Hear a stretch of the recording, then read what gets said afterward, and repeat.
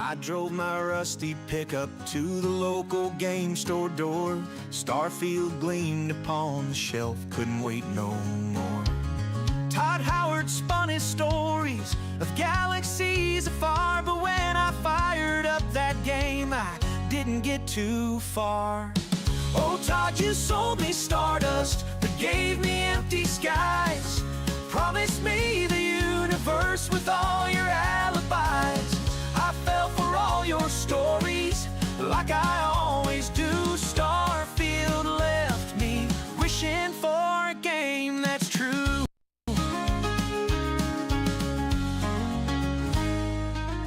They boasted endless planets, each one unique and new. But after planet number 3, I'd seen a deja vu. The critics didn't love it, gave it mediocre scores. Just another space misfire echoed across the boards. Oh, Todd, you sold me stardust, but gave me empty skies. Promised me the universe with all your alibis. I fell for all your stories, like I always do. Starfield left me wishing for a game that's true. I searched for epic battles, but the AI wouldn't fight. Characters were wooden, and the dialogue was trite. Todd promised me the cosmos, but left me in the dust. Now I'm trading in this game, it's betrayed my trust.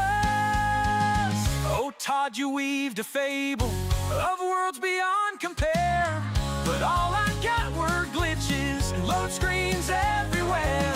Still somehow I'm considering when the next game's not, 'cause hope's a stubborn thing, and I'll give it one more try. Oh, Todd, you sold me stardust, but gave me empty skies. Promised me the universe with all your alibis. I fell for all your stories, like I'll always do. Starfield left me wishing for a game that's true.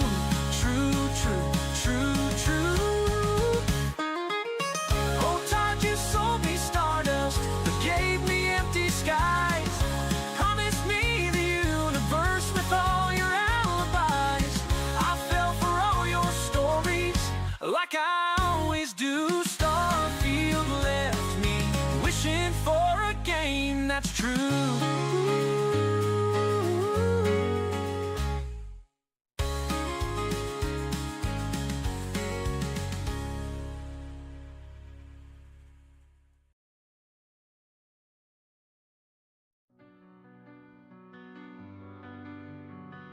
That's most definitely what's up. Imagine a hero shooter where the hero never showed. Imagine a game with a player base that just refused to grow. A 5v5 hero shooter with gameplay that's just okay. That's most definitely what's up. And characters that remind me of Tupperware and white bread. No, I'm not talking about Overwatch. Please stop bringing up Overwatch. I'm vibing! This game is not Overwatch. It's actually something else. Imagine a game with a story that no one watches. A game that costs $40 that Sony totally botches. It has all my favorite characters, like Lemmy, Dawn, and Craig. At least, I think that's what their names are. I never bothered to check. Concord like the grave, your legacy is safe. As a game that no one played, and a price that no one paid. Boop-a-doop-ba, deep-a-doop-da, scoop-a-boop-ba, beep-beep-beep-beep-beep, phlegm. Concord was about as good as accidentally peeing on your own leg. Concord, we're here to lay you to rest. We know you tried your best. You copied so much cool stuff just to turn out lame in the end. I'll never forget my favorite moments, like when Hot Sauce Guy jumped. Remember when he jumped? That was really cool. A rat just ran by on my desk, and even the rat didn't want to play Concord, even though I blessed him with the chance. The $40 he could afford, but the rat just stared on in a trance. Rat, rat, rat, rat. Concord's dead. Rat, rat, rat, rat. Concord's dead. The Costco guys made more money than you. They were just on Jimmy Fallon too. Imagine Lennox being on Jimmy Fallon, because I literally can't. The rat on my desk is eating all my Cheerios and grapes. And also Concord is dead. Concord like the grave.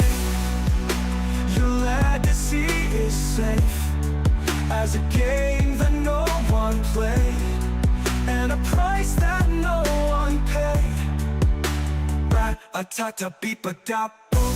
Skim, milk, the rat fleet, doo-da, doo-da. A guy said he really liked it, and then a bunch of rats ate his face. That's the sound he made when Concord passed away. I wish things turned out different, but either way I'm getting paid. Concord's dead, Concord's dead, and boy is my face red. When the game came out, everybody overslept. Concord's dead, Concord's dead. Holy crap, Lois, Concord's dead. When the game out, people played everything else instead. Welcome everybody. We're back. We be vibin'. We be rockin'. We be rollin'. As it do. How are you? How are you? Hopefully good. Hopefully good. I just saw something funny come across my my timeline. I just thought I'd share it because it's pretty funny. Universal Music Group has filed a motion to dismiss Drake's lawsuit against them for promoting Kendrick Lamar's Not Like Us. They stated he's only suing, quote, because he lost a rap battle and took legal action to salve his wounds.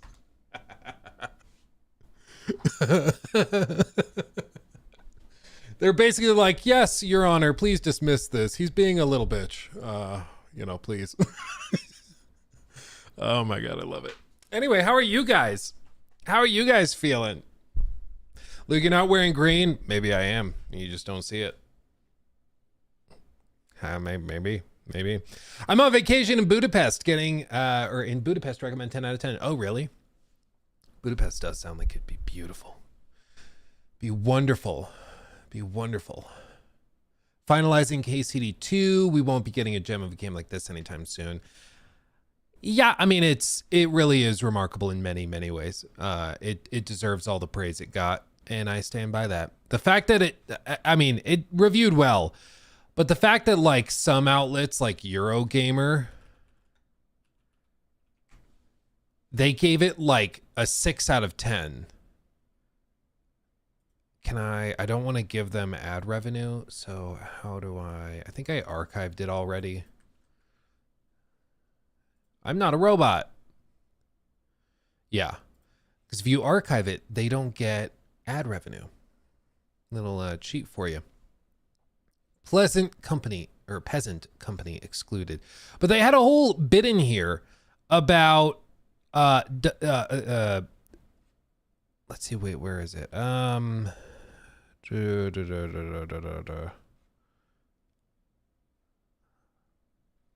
Let's see. I mean, they basically complain that the game is like unforgiving. And then here, there are many times I wish KCD2 was easier to like, easier to get into, easier to enjoy, and easier to savor in the long run. And that's before we get into the naughty briar patch of its director being a vocal supporter of a movement whose effects continue to cause real and tangible harm to the wider industry.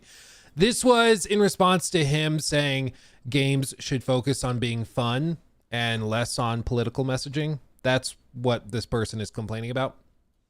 But I also don't think it really cares about being liked either, which is fine, as I don't really like it much myself. There's a lot to admire here, sure, but you have to do so on its own terms. It is a hard and maddening slog at times, but one that still has its moments. And then they gave it 3 stars, which equates to like 6 out of 10. A D. That's crazy.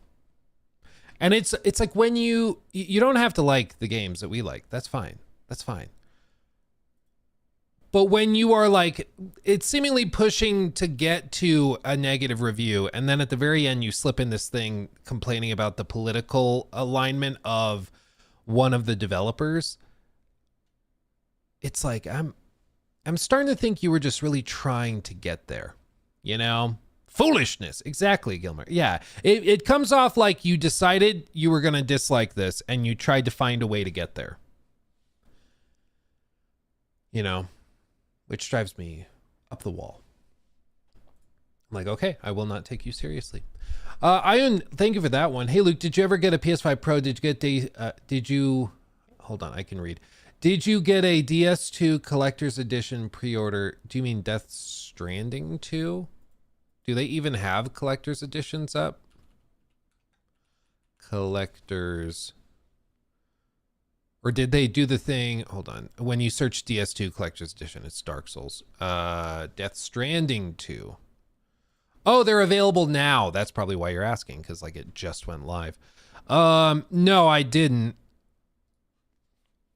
I did not. Magellan Man statue.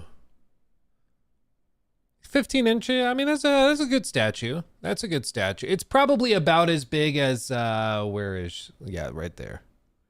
Our boy right there. That's a decent size statue. A letter from Hideo. Patch. Why me? Some other patches. Machine gun early unlock. I find it weird when games do this.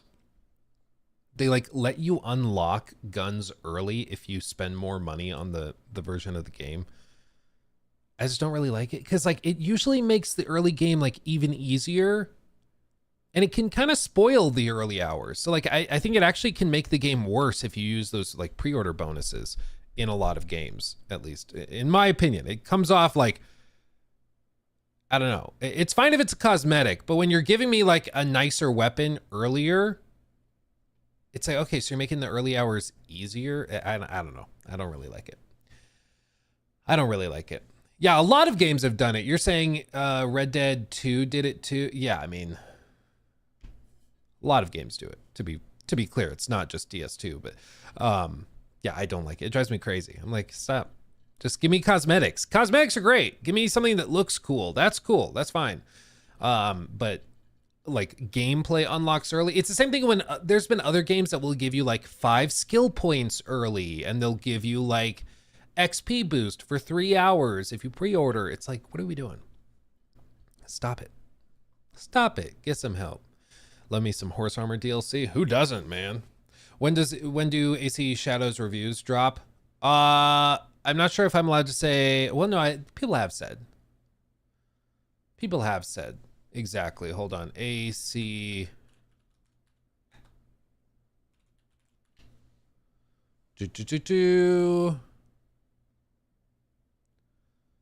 I'm looking. Early quick reviews of AC Shadows. Nobody's posted their reviews yet. So how did you get those? I don't know.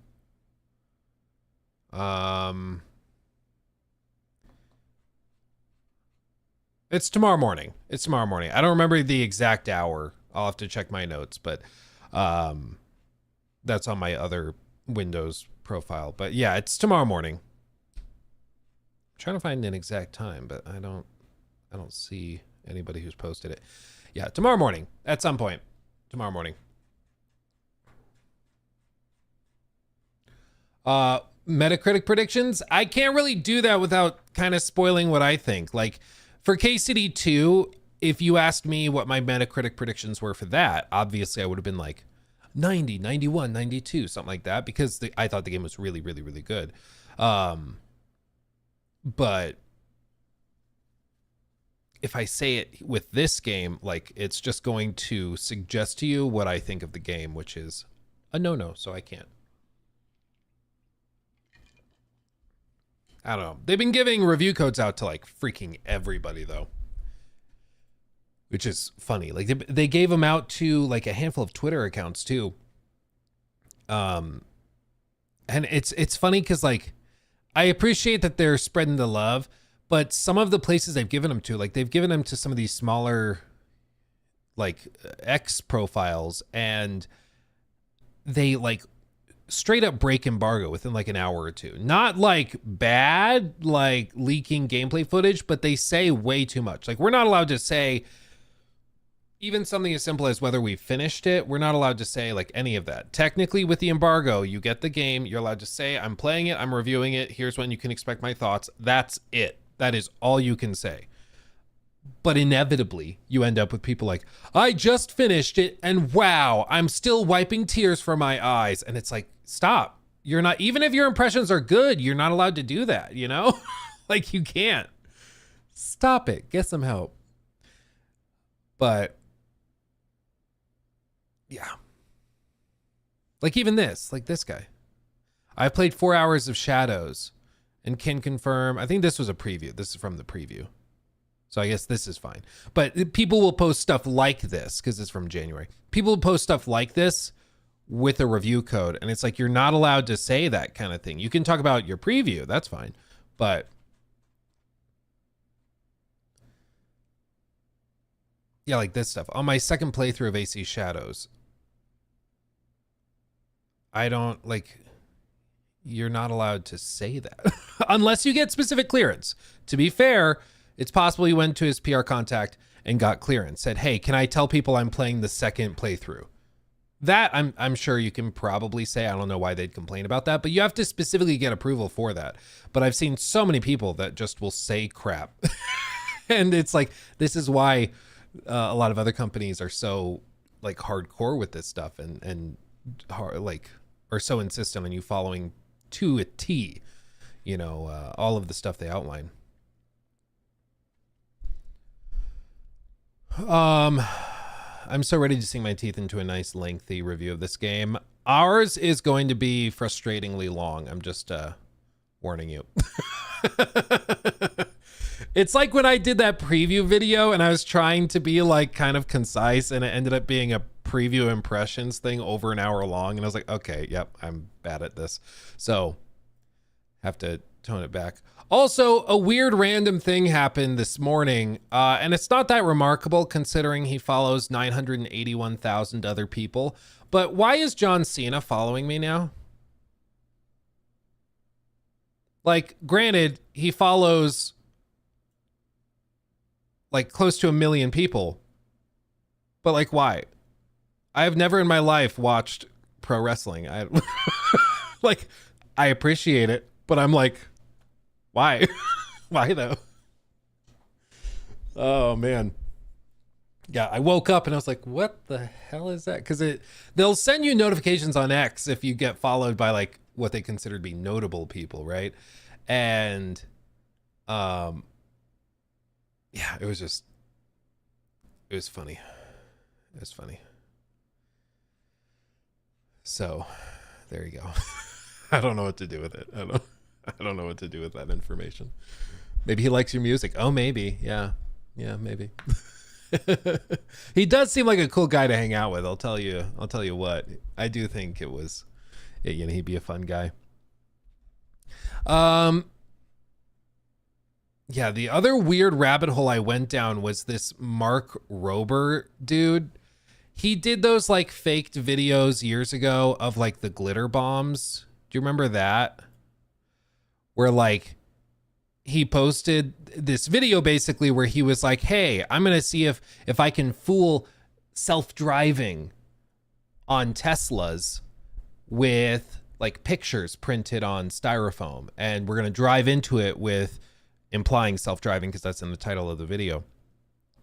But there's a like, the whole thing is one of the most dishonest things I've ever seen in my life. Like, not only is he not using full self-driving in a video where he says, can I fool full self-driving, or can I fool self-driving? So he's not using self-driving. He's using like autopilot in Teslas, which is like a cruise control thing that Teslas have, evidently. So he's not using full self-driving, already strike one, and he implies that he is. He shows this clip of him engaging autopilot, not full self-driving, like 3 seconds before making contact with it, instead of just letting it drive towards it to see if it'll stop when he heads to the wall. So already that's weird. And he also, in this clip, shows himself doing it, but then people started calling him out because in his original video, he's flagging it at 39 miles an hour, but in this one he shares, he does it at like 40 something miles an hour. So he's using 2 different clips, which implies that he drove into it multiple times and only saved one particular version of it for the final video.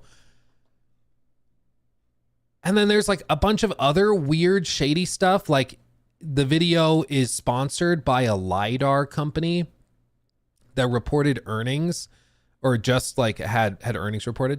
And so it seems like this whole thing was a sponsored video from a LiDAR company that is trying to specifically make like full self-driving on Tesla vehicles look bad because they don't use LiDAR tech. They just use cameras.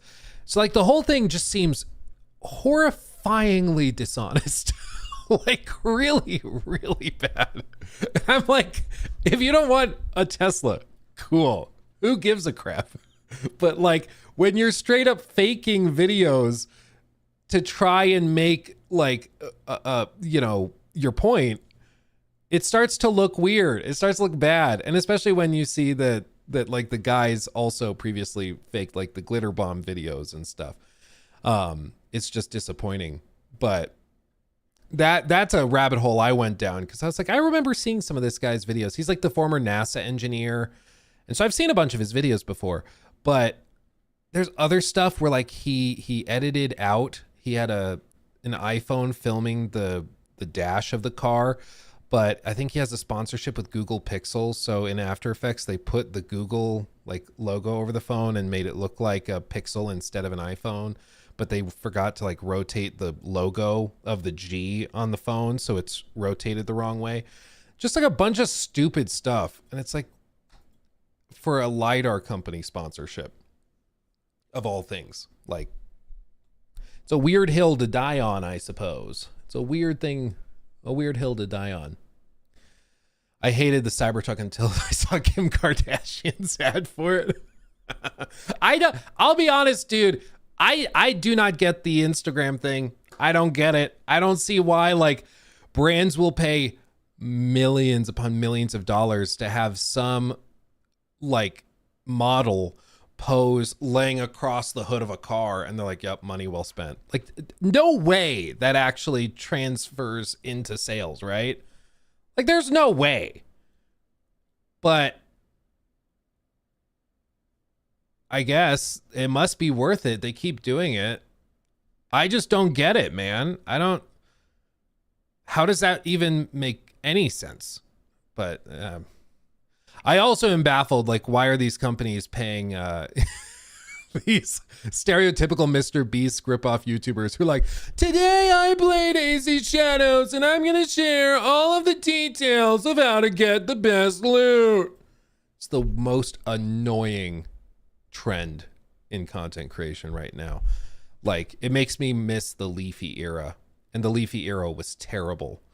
You just make fun of people while you have CSGO, whatever surfing footage on screen. Call it a day, make millions. Now we have to listen to these voices. At least with Leafy, it was like, and if you turn the volume down, you didn't have to listen to it. You mute your phone, you can still hear those TikTok guys yelling at you. It's infuriating. Yeah, that's the worst, dude, for real. Drives me crazy. Jor, how dare you? I still cannot believe we went to like that AC Shadows preview thing in January, and our like one of our friends that we know, you know, from all of these events, she honestly thought that Jor was Australian. And I'm like, bro, whatever you think, I don't know how he could possibly sound Australian, because he does not. Like, is this, hold on, just listen. Yeah, listen to Jor's voice. How is this Australian? We got some Assassin's Creed Shadows news and way more gaming news to go over. So sit back and let's go. We got enough. Like, she, like, for like 3 days was fully convinced that he was Australian and was like, why aren't you going with that group? You're supposed to go with that group. That's for, Europe and Australia. Or not Europe and Australia. It was like Australia and then like the West Coast or something like that. He's like, well, why would I go with Australia? It's like, it was the most hilarious realization of just, he's not Australian. Like he's very Dutch. But it was just, it's thoroughly entertaining. So now, I think for Christmas, I'm going to get Jor like a stuffed kangaroo, not a real one, of course, but like, a kangaroo.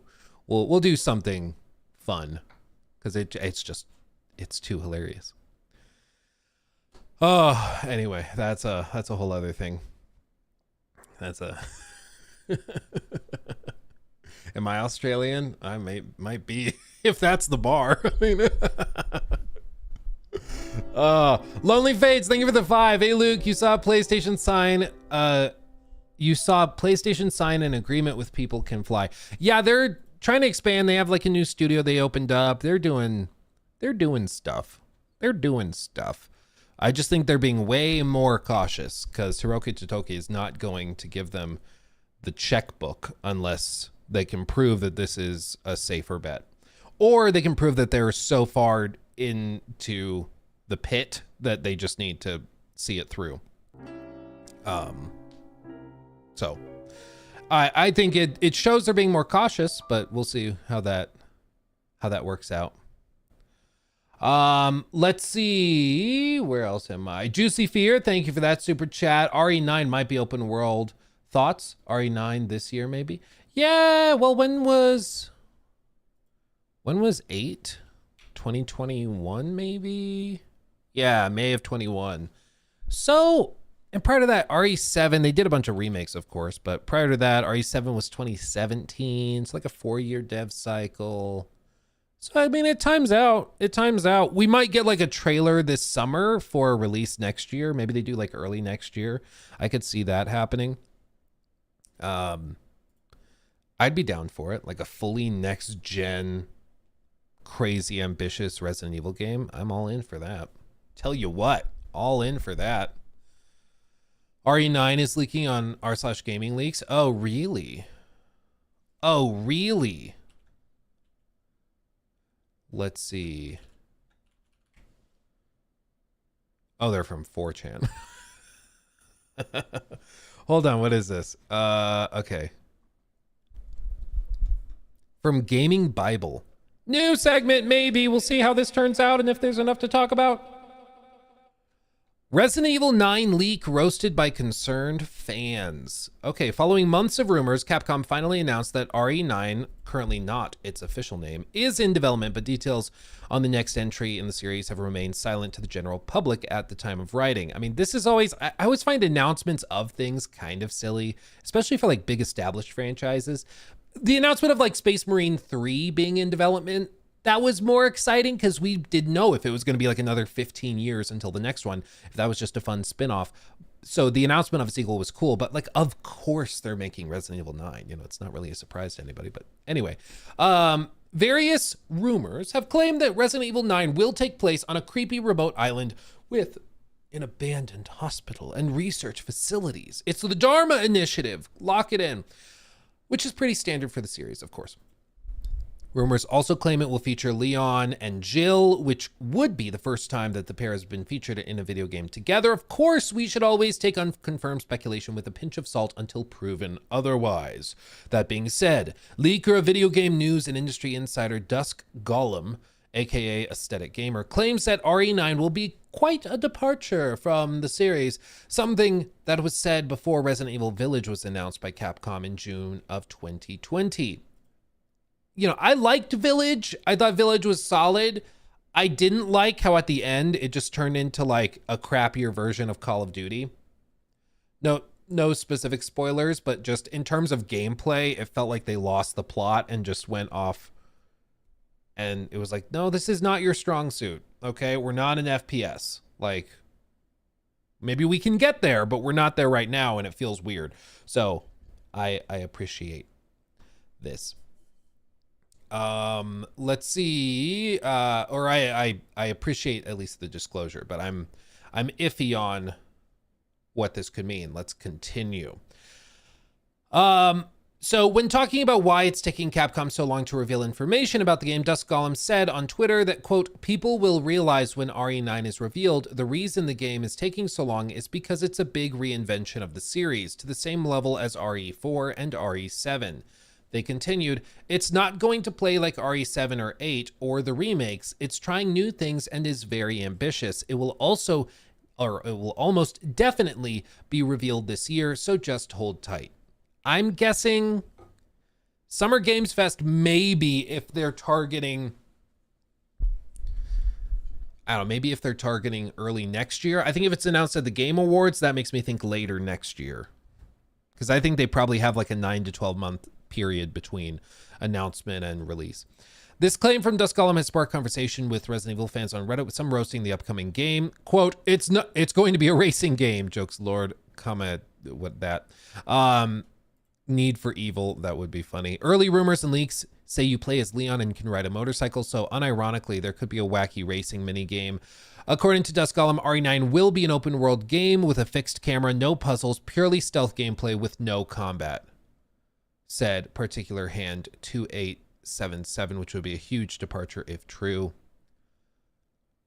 It's a cooking game. Tofu's the main character. So here's where I'm at, okay? I like when studios shake things up and try new stuff. I don't like the series that just kind of do the same thing. Okay, I should be more precise. There are exceptions, but typically I burn out on series when they just recycle the same core ideas and don't really add anything new. The exceptions would be something like Monster Hunter, where like obviously it's Monster Hunter. You don't want to reinvent the wheel there. What you have is working. But in the case of some of the Resident Evil games, you know, I think what they have works really, really well, but I am all in if they have some fresh ideas they want to try and shake things up with.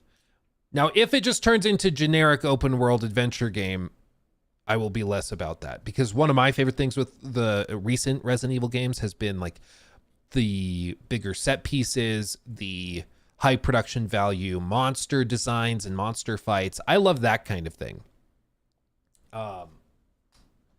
And sometimes when you go open world, you lose a lot of that because you don't know where the player's going. You don't know what they'll have in terms of inventory at a given time. Like you lose the ability to do bigger, more specific things that are carefully calibrated when you go broad. Some games can manage to still retain those big budget set pieces and crazy things, even with open world design.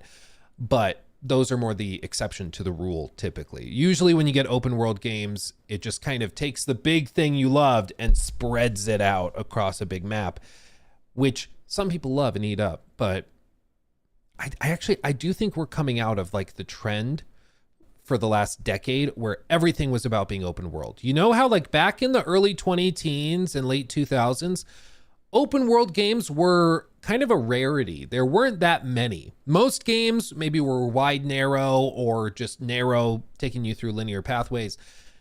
And that worked. But recently there's been this focus on open world above and beyond everything else. And I think it's because open world games, you know, they started performing really well commercially. They had a lot of content, and so they sold well. People felt that it was a better value for their dollar.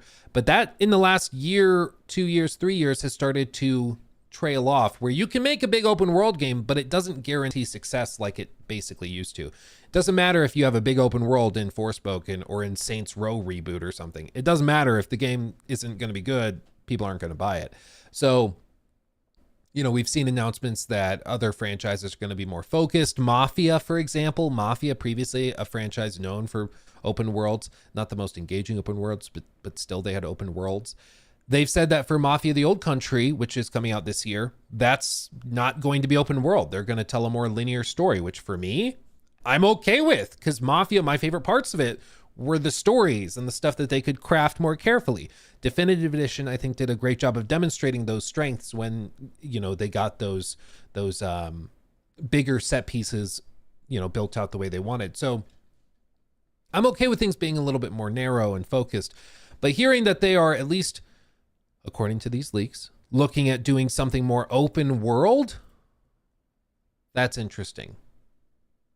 Because I don't know how that plays while feeling like Resident Evil, you know? Because Resident Evil has always had a particular vibe.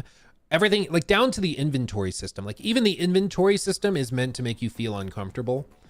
And it can be tedious and frustrating to like worry about that and manage it. So this is just very interesting. It's very interesting. But they say it's ambitious. They say they're excited for it. And it's going to be a reinvention on the same level as 4 and 7. Which, you know, that's saying something. But it also is about time for them to shake it up if they wanted to keep things fresh. Because that's the other piece of this too. You can even see it with like FromSoft to a certain extent. They want to keep things interesting, not just for the directors, but for the developers as well. Because if the developers lose passion for what they're making, it's really hard to do your best work if you don't really care that much. And I think you can see that with like Call of Duty and some of these other big franchises like sports games. Like, do you really think that at EA there's like devs who are waking up giddy every morning to go and design a new pair of shoelaces for the in-game store in Madden or FC? I don't know if they monetize that, but probably. Like, I don't think so. I don't think there's a lot of passion on the level of what you can get with some of these other games in those studios, because it's just going through the motions. You don't rock the boat too much. You make last year's game with a new roster and maybe a couple things tweaked here and there, and we put it out, sell it for 70, and we make billions. That's what your assignment is there. But at least with Resident Evil, it seems like in the past they've tried to be open to new ideas and fresh perspectives and outlooks. And so far it's worked out pretty well. Of course, there's a few swings and misses, but on the whole, I think people have been largely pleased with the recent games, at least. Even the remakes have been, of course, very, very good. So I have an open mind. I know some people are memeing on it and joking. It's going to be a racing game. It's a cooking game where Tofu's the main character. Like, people are joking about it. But I actually think if this ends up being true, you know what? I'll judge it when I see it. More likely when I play it. But I'm open to it. I'm open to it. That's where I'm at. But what do you guys think? Is this interesting to you? Is this exciting? Fixed camera? What's your opinion on achievement, trophy hunting?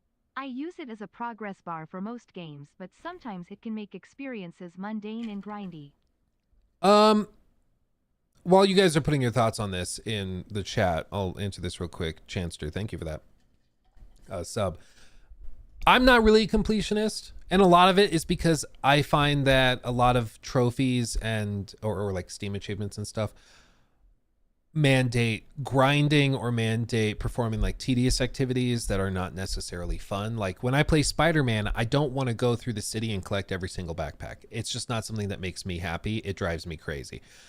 When I'm playing a Ubisoft game, like AC Valhalla, I don't want to go and collect every single piece of breadcrumbs scattered around the map. It's just not that fun to me. When I need new gear or loot, I'll go find it and collect it, and that scratches the itch in my brain and I'm happy. But my brain just doesn't get satisfaction from seeing the bar full. Like, I'll finish the game and I'll play the game until I'm not having fun anymore. And if that means another 100 hours after that, cool. And if that means playing it until I 100% it because I just love it so much, awesome. Like Arkham City is the one I've thrown out as my first 100% completion game. And that was just because I genuinely loved that game so much and I had so much fun that I just didn't want to stop playing. So I just kept playing and I happened to finish 100% of the achievements, you know. But For me, it's just my brain doesn't work that way. I know some people pride themselves on their trophy lists and on their platinums and all of that. It just doesn't do it for me. Like, it just doesn't tickle my brain the same way. Yeah. Do I know if Shadows will have early access? It will not. It will not. They're just releasing it at the same time for everybody. What time is the review coming tomorrow? Tomorrow morning. I don't remember the exact hour. I have to look it up, but it's on my other like Windows profile where I have my email open and stuff. Let's see. Noah, thank you for the 2 as well. Thank you for the 2. I highly doubt it'll be true open world, but bet it'll be much more like Evil Within 2, which did a good mix of linear and open. Yeah, I'd be okay with that. I mean, there's always an inspiration for these games, you know? There always is. And I just want to know what that inspiration is. Caleb donated $10 through Super Chat. Thank you, Caleb. What's a genre, setting that you just don't like that others seem to love? For me, it's Pirates TBH. Flesh and Blood, a card game, has a pirate set coming out that fans are freaking over, and I'm just For me, honestly, like I know some people go gaga over like anime styled games. For me, it just doesn't do anything for me. I've never been into anime. It just doesn't do anything for me. So that when there's like a new announcement for a game that's like with the anime art style, it just doesn't, like, okay, whatever. It's the same with like Japanese settings in general. They just don't really like thrill me or excite me. Like, it's fine, but like you announce a game set in ancient Egypt, I'm giddy. Like, that gets me +2 on Metacritic immediately because I just love the setting and I just want to see it. But you set something in like Japan, I'm like, you know. And there's some exceptions where like I'll play a game with an anime art style, for example, like Metaphor Fantasio, and even though the art style doesn't do anything for me, it's not like getting me giddy or anything, I still love the game. But I love the game because of the game, not because of the art style, you know. Yakuza, yeah, Yakuza's one of those games I'm honestly surprised that I like. Frankly, because on paper it's not my thing, but it's just ridiculous and crazy. So yeah, that one maybe is the exception to the rule. But there's that. I also like fighting games. I'm not good at fighting games. I've never cared enough or had enough fun in a fighting game to get good at them. So people will come in every time that there's a new one that releases. They'll come in a chat and be like, "Hey Luke, have you played the new Tekken? Have you played the new Street Fighter, whatever?" And I'm like, I'll get my ass handed to me if I try to play them, and I don't care enough to like grind it to get better, you know? So those are probably the other ones that stand out to me, but yeah. I mean, you suggesting that pirate games don't get you excited, I mean, it's like you're begging for a ban, you know? I'm kidding, you're fine. That's okay. I'm keeping an eye on you, frankly.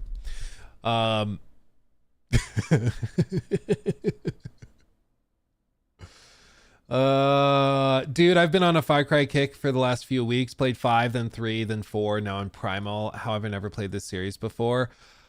I don't know. Far Cry is goated in certain instances. Others, you know, are kind of swings and misses, or kind of fine. You know, the thing I remember with Far Cry 6. I liked a lot of it. I thought other parts were not great, but I thought like on a technical level, it was the most impressive game in the franchise, just on scale and technologically what they were doing. But it still just didn't scratch the same itch as like Far Cry 3. So it's like on paper, this should be way better, but it's still just, it doesn't land quite the same.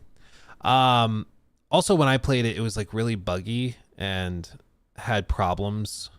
But it's been a minute. But I remember liking 6. I thought it got too much hate.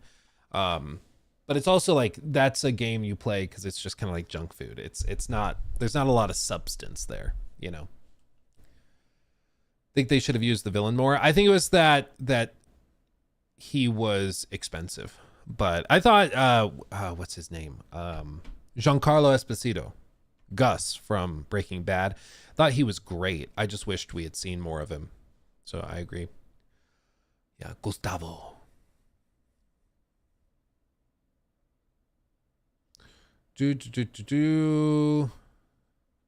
Yeah, just as a heads up, no all caps. It gives me a migraine. Let's see.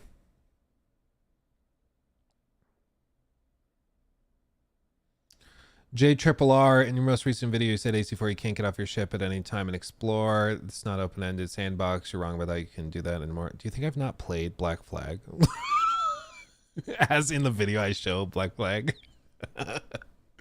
No, you cannot hop off your boat and climb onto any landmass you want. You can't explore any landmass freely. You can't climb that mountain you see over there. You can only hop off and navigate islands that they specifically have set up as places, either little islands out there or, you know, ports and things like that. So it's not a fully open-ended sandbox like the modern games. It's just not, but that's mainly because of the technological restraints at the time. Let's see. Bioshock 4 when? Dude, they're making it. That's the other thing is right now there's a couple of other games that we're sitting on. I think because there's like a I think it's because they're waiting for GTA 6's date to get locked in, but like Judas and the next Bioshock game, both of those are coming at some point. And they should be coming out this year or next year. And yet we've heard basically nothing. And I think it's because they're targeting that similar time period, but they just don't want to be next to, they don't want to be next to GTA 6, which I totally get.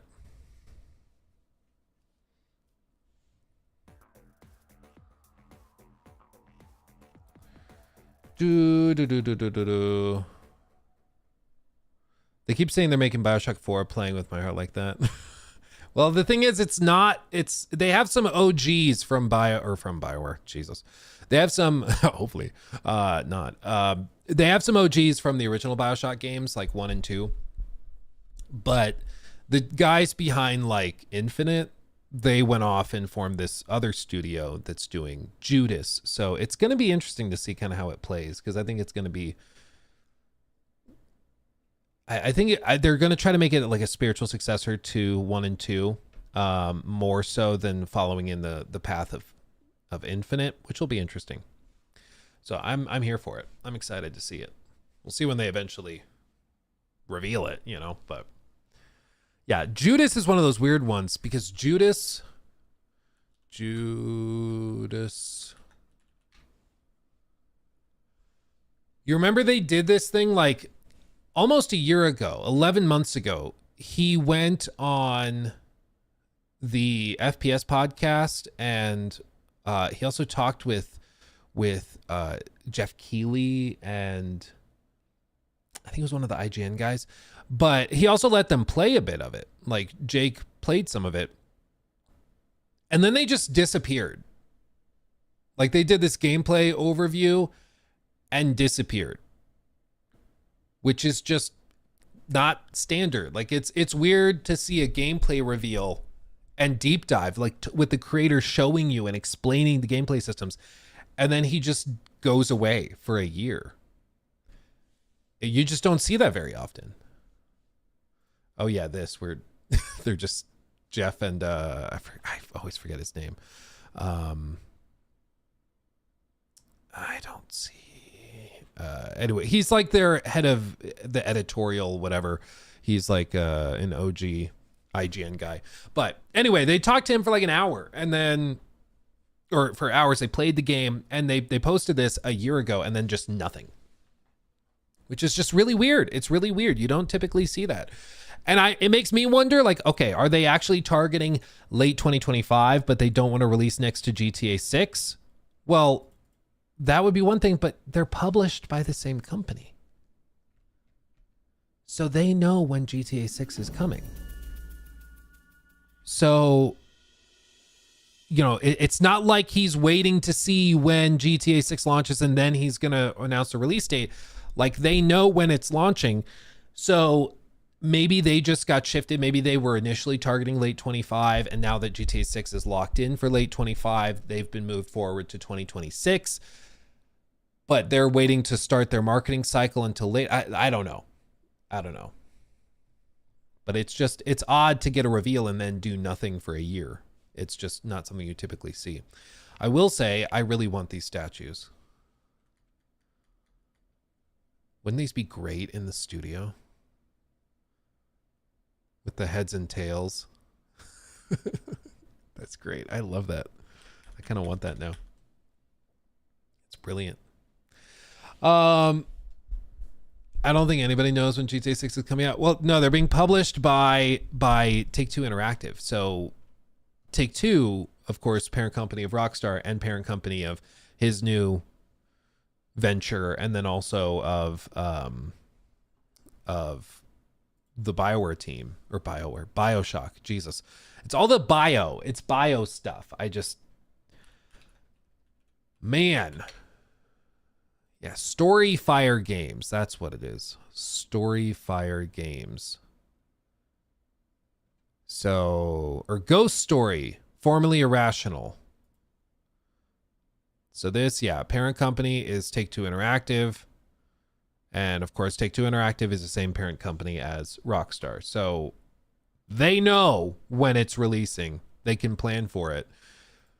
But we'll see. It's very interesting. Because that's one that's been revealed. They've done a gameplay deep dive, and then they just kind of fell off and stopped talking about it.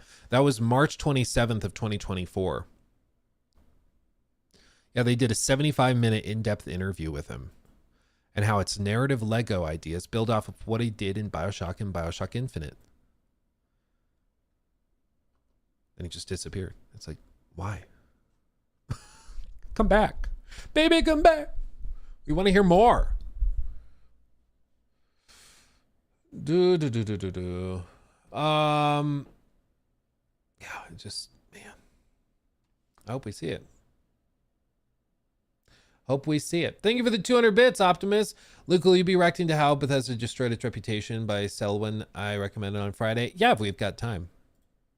I think that'd be fun. I mean, I think we all know.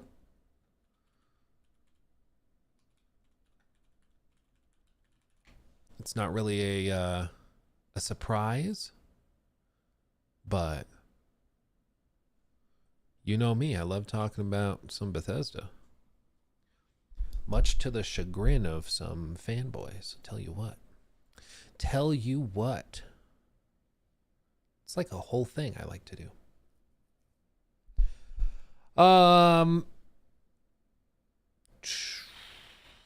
This Aloy thing, why are people freaking out over AI in games so much? I've been using it in Skyrim for over a year now, and it's amazing. I think because AI or video games are this crossover between technology and art. And so when you start to replace some of the artistic sides of it with just technology in the form of AI, instead of having actors and writers performing it, it feels like you're corrupting something that's sort of spiritual and magical, this art form.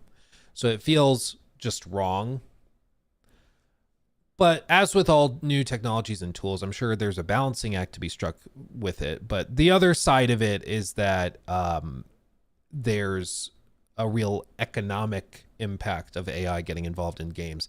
Because if you can have AI voices, AI dialogue, you can afford to get rid of like 90% of your writing staff. You don't have to pay voice actors. You can just use synthetic voices. Like all of a sudden you just get cascading consequences, which for executives, they eat it up because they save so much money. But of course, for the people that work in those jobs, they're not too thrilled about it.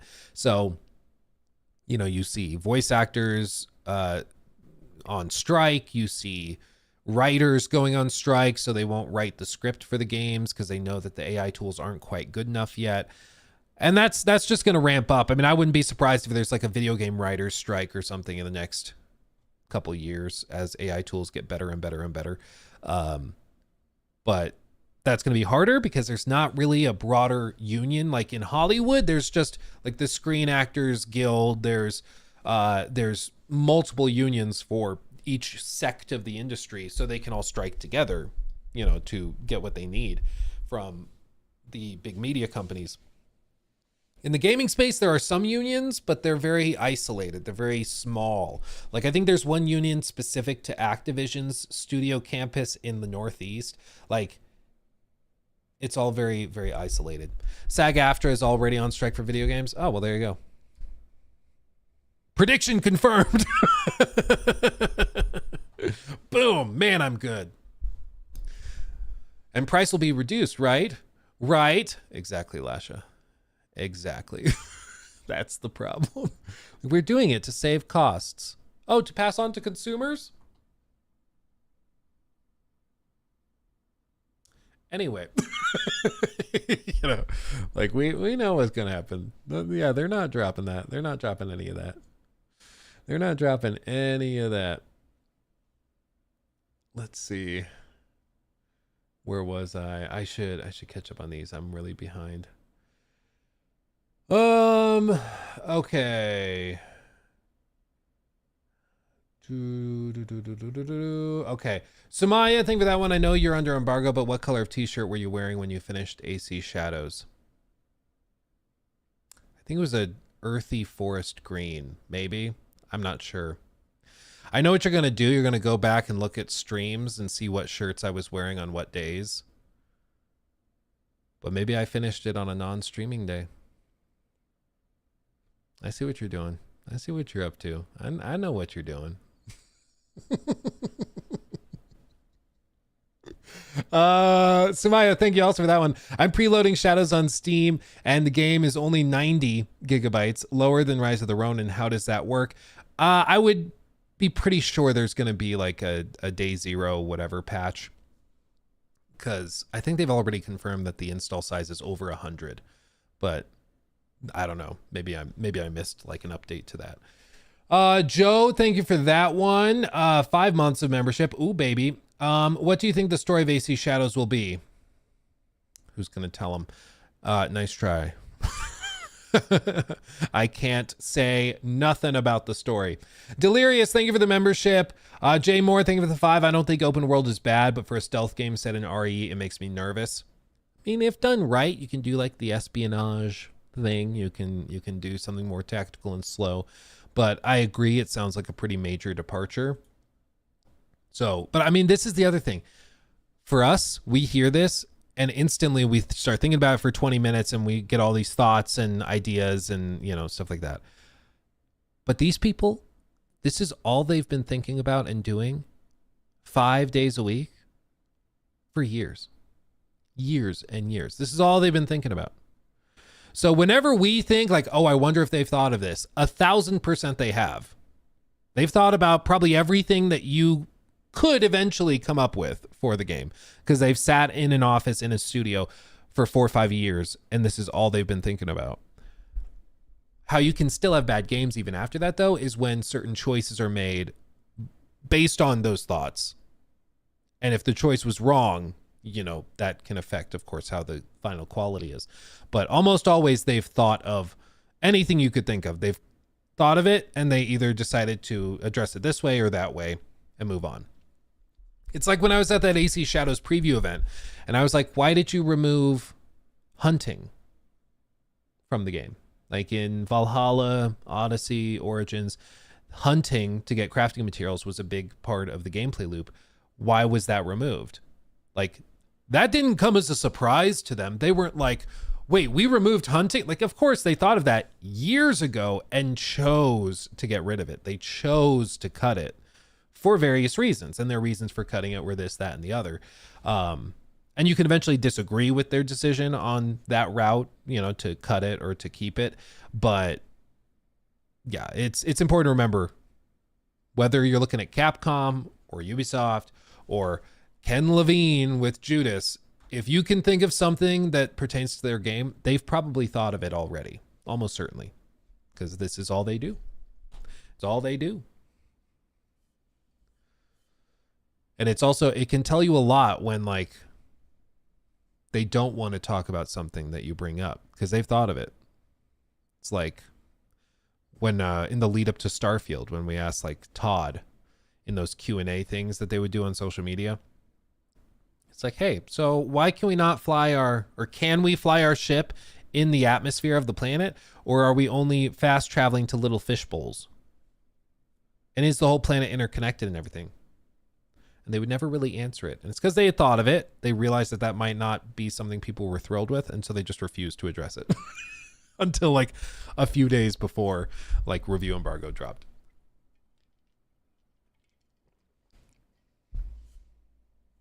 Anyway, let's see. Noah, thank you for the 2. Thank you for the other 2 as well. Do you know if AC Shadows will have early access? It will not. They removed that. It is launching worldwide for everybody at the same time. So there is no like 5-day early access or anything. And if you pre-order it, they're giving you the first expansion for free. Just cause. Let's see. Thank you again, Caleb, for that 10. That was very generous. Irish Knight, thank you for the 2. Just want to say hi. Love your stuff. Thank you, Irish Knight. ZG, thank you for the 5. Sid Meier's Pirates is the greatest pirate game of all time. The 2004 remaster anyway. Yeah, dude, I think I've downloaded that. I've never booted it up, though. But I've heard people say that before. I just need to do it. Just need to play it. Thank you for the 2, Ryan. Thank you for that. And then Lonely Fates, thank you for the 2. Hey, Luke, I mentioned you in tweet. Oh, sweet. Are you John Cena? Did you follow me? Is that why? Oh my God, we've come full circle. And Mr. Z, thank you for the membership as well. Appreciate you there. And then thank you, Chanster, again for the sub re-up on Twitch. Thank you. Thank you. Thank you. Okay. How am I feeling about Wilds, says Noah. I mean, I still really like Wilds. I think it runs like ass, just like I said in the review. But I'm ready for the expansion. Tell you what. Can I say anything about the PC performance for Shadows? Only what I said for the preview, because we played the preview event on PC. And at that time, as I said in my preview video back in January, so this is like 2 months ago. But what I said then was what we played ran very, very well. And that version of the game, I believe they said was from November. And they kept saying, oh, it's way better now. And I really didn't have any problems with what it was in January. So I as long as they didn't screw anything up, you know, it seemed like just in January it was already very polished, basically. When does the review drop? Early tomorrow. Man,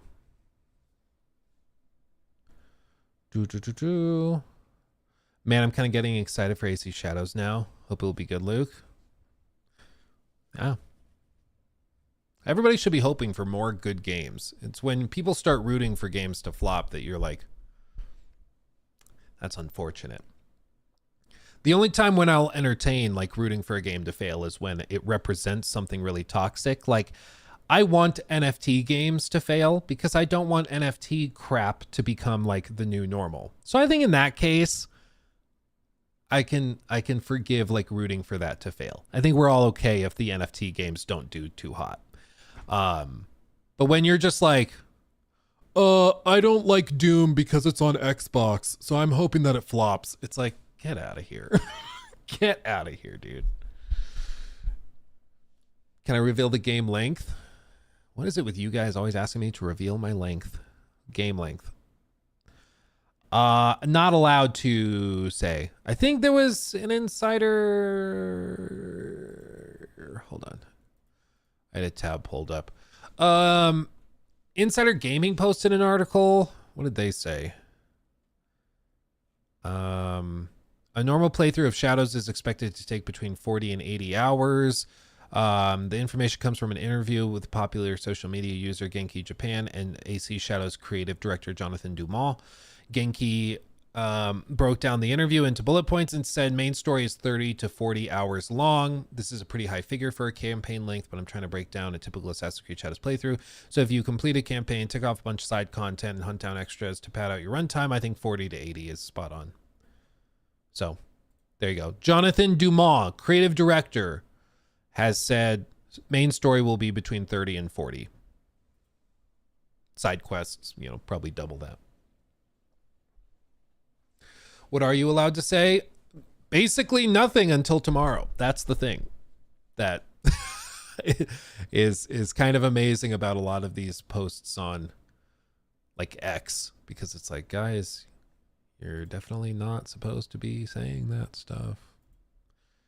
But you better believe like Ubisoft takes notes of all of this stuff. I was talking to somebody who works at Ubisoft, and like they'll take notes on people who are breaking embargoes and are saying stuff they're not supposed to. And they might not get a slap on the wrist or anything this time around, but they just won't get a code next time. Like I know somebody that didn't get a code for Shadows, even though everybody's getting a code for Shadows for review. And it was because of some of their past tendencies. So yeah, the review drops tomorrow morning. Luke can't give opinions until the embargo drops. Now replay this in chat every 45 seconds. That's awesome. Yeah, basically. Even my grandma got a code. See? Exactly. Thank you for the 5 Gothic Serpent. Appreciate you. They call me Chubbs. They do. I've heard them call you that. Just finished Split Fiction last night. Definitely GOTY contender. Left me thinking, why is there such a massive hole in the market for Dragon games? Yeah, leaves me thinking that too. Yeah, I love Split Fiction. For me, I don't think it's my favorite Hazelight game personally. Like I just like It Takes Two more, I think. But I do love me some Split Fiction. I think what I said in my review was like, it doesn't rise to the same heights as It Takes Two for me, but it's still phenomenal, you know. Still great. Am I able to stream the game tomorrow? No. I typically, I don't know this for a fact. I'd have to dig through my paperwork and stuff, but I think typically what Ubisoft has done is that they'll do like the stream embargo lifts 12 hours or 6 hours or something before the worldwide launch, but you have to start at the beginning of the game on your stream. So they don't have like, you know, end game spoilers leaking early. So I think that's typically how it works, but don't quote me on that. I'm not sure. George streaming Shadows tomorrow. Yeah, but he also has like a close relationship to Ubisoft. Like they flew him to Japan and Paris for different things. So I don't know if that's a rule for everybody or if that's just for him. I don't know. Might be for everybody. Who knows? The 2-hour captcha theme level was fantastic. Dude, for real, right? Wasn't that so good? You sound jealous of Jor. I could not travel that much. I'll tell you what. I couldn't. I have some trips lined up for the next like handful of months, and already I'm like, oh, with 2 kids at home. I've actually had to get to the point where I've asked some of these places and companies like, can I do remote stuff? Can I just like play from my home? Because I've got 2 kids, man. It's not that easy for me to just drop everything and leave for a week or 2 weeks or 3 weeks, you know. Including us. Exactly, Jess. I can't leave you guys behind. Exactly. By the way, is it known what happened to the players of those physical copies that got stolen from the warehouse? I don't... I'm not sure what I'm allowed to say, but I'll just say, like, I've heard through the grapevine that those people were found and probably regret that. I'll be coy. I think that those people will or are regretting that. Yeah. But they've also taken steps where I think after that they locked down redemption of those copies. So like you had to have an internet connection to unlock the license for the game and stuff like that. So I think they kind of got it under control, but yeah. Shocker, you steal something and then you try to, you know, flip it and sell it, and you're doing it very visibly with a multi-billion-dollar company. Yeah, you might learn to regret that. They might come and get you. Yeah. Yeah, $120 black market price plus lifetime ban, worth it. Well, and a lot of these companies, they want to make like an example of you. Sometimes they'll just kind of like bury it for whatever reason. Like Naughty Dog kind of buried their leaker and just didn't really talk about it until the Grounded documentary. But even then, they weren't very public with it. They weren't very transparent with it. And I wonder why. It makes me think maybe it was like a juvenile. Maybe it was like a teenager that did it. And that's why they didn't want to do it. They didn't want to like blast their name everywhere. Maybe that's what it was, but it is interesting. Hey, Luke, I have a question. How long is the AC Shadows review going to be? Not certain yet. We are working on it. Yeah. I always, with reviews, I know some people finish their reviews like a week ahead of time. I don't, because in my view, it's stuff can change pretty suddenly. So if there's like a day one patch or an update, I like to play with it and test it. So I get a feeling for what the day one version of the game is going to be like. But then I typically play down to the wire. So I'm like, if I'm able to put an extra 5 hours in before filming the review, let's do it. Maybe I'll discover something really cool or something terrible in that period of time. Like, so I try to push it. Your eyes become glassy when you talk about AC Shadows. You're clearly becoming lightheaded and about to pass out, Luke. Clearly, there's some sort of demonic spell that's been cast upon you. Clearly. Quite clearly. Jor is struggling to get his review down to 12 minutes. Yeah, mine's not going to be 12 minutes. I don't think that will surprise anybody. But yeah, I struggle with brevity. Sure do. The fact that this stream has been going on for an hour, 13 minutes, and I still have only really talked about one thing, I think that demonstrates it. Yeah. Flip-flop, sing for the 2. They buried the leaker. Scary. Yeah, dude, you don't mess with them. You don't mess with them.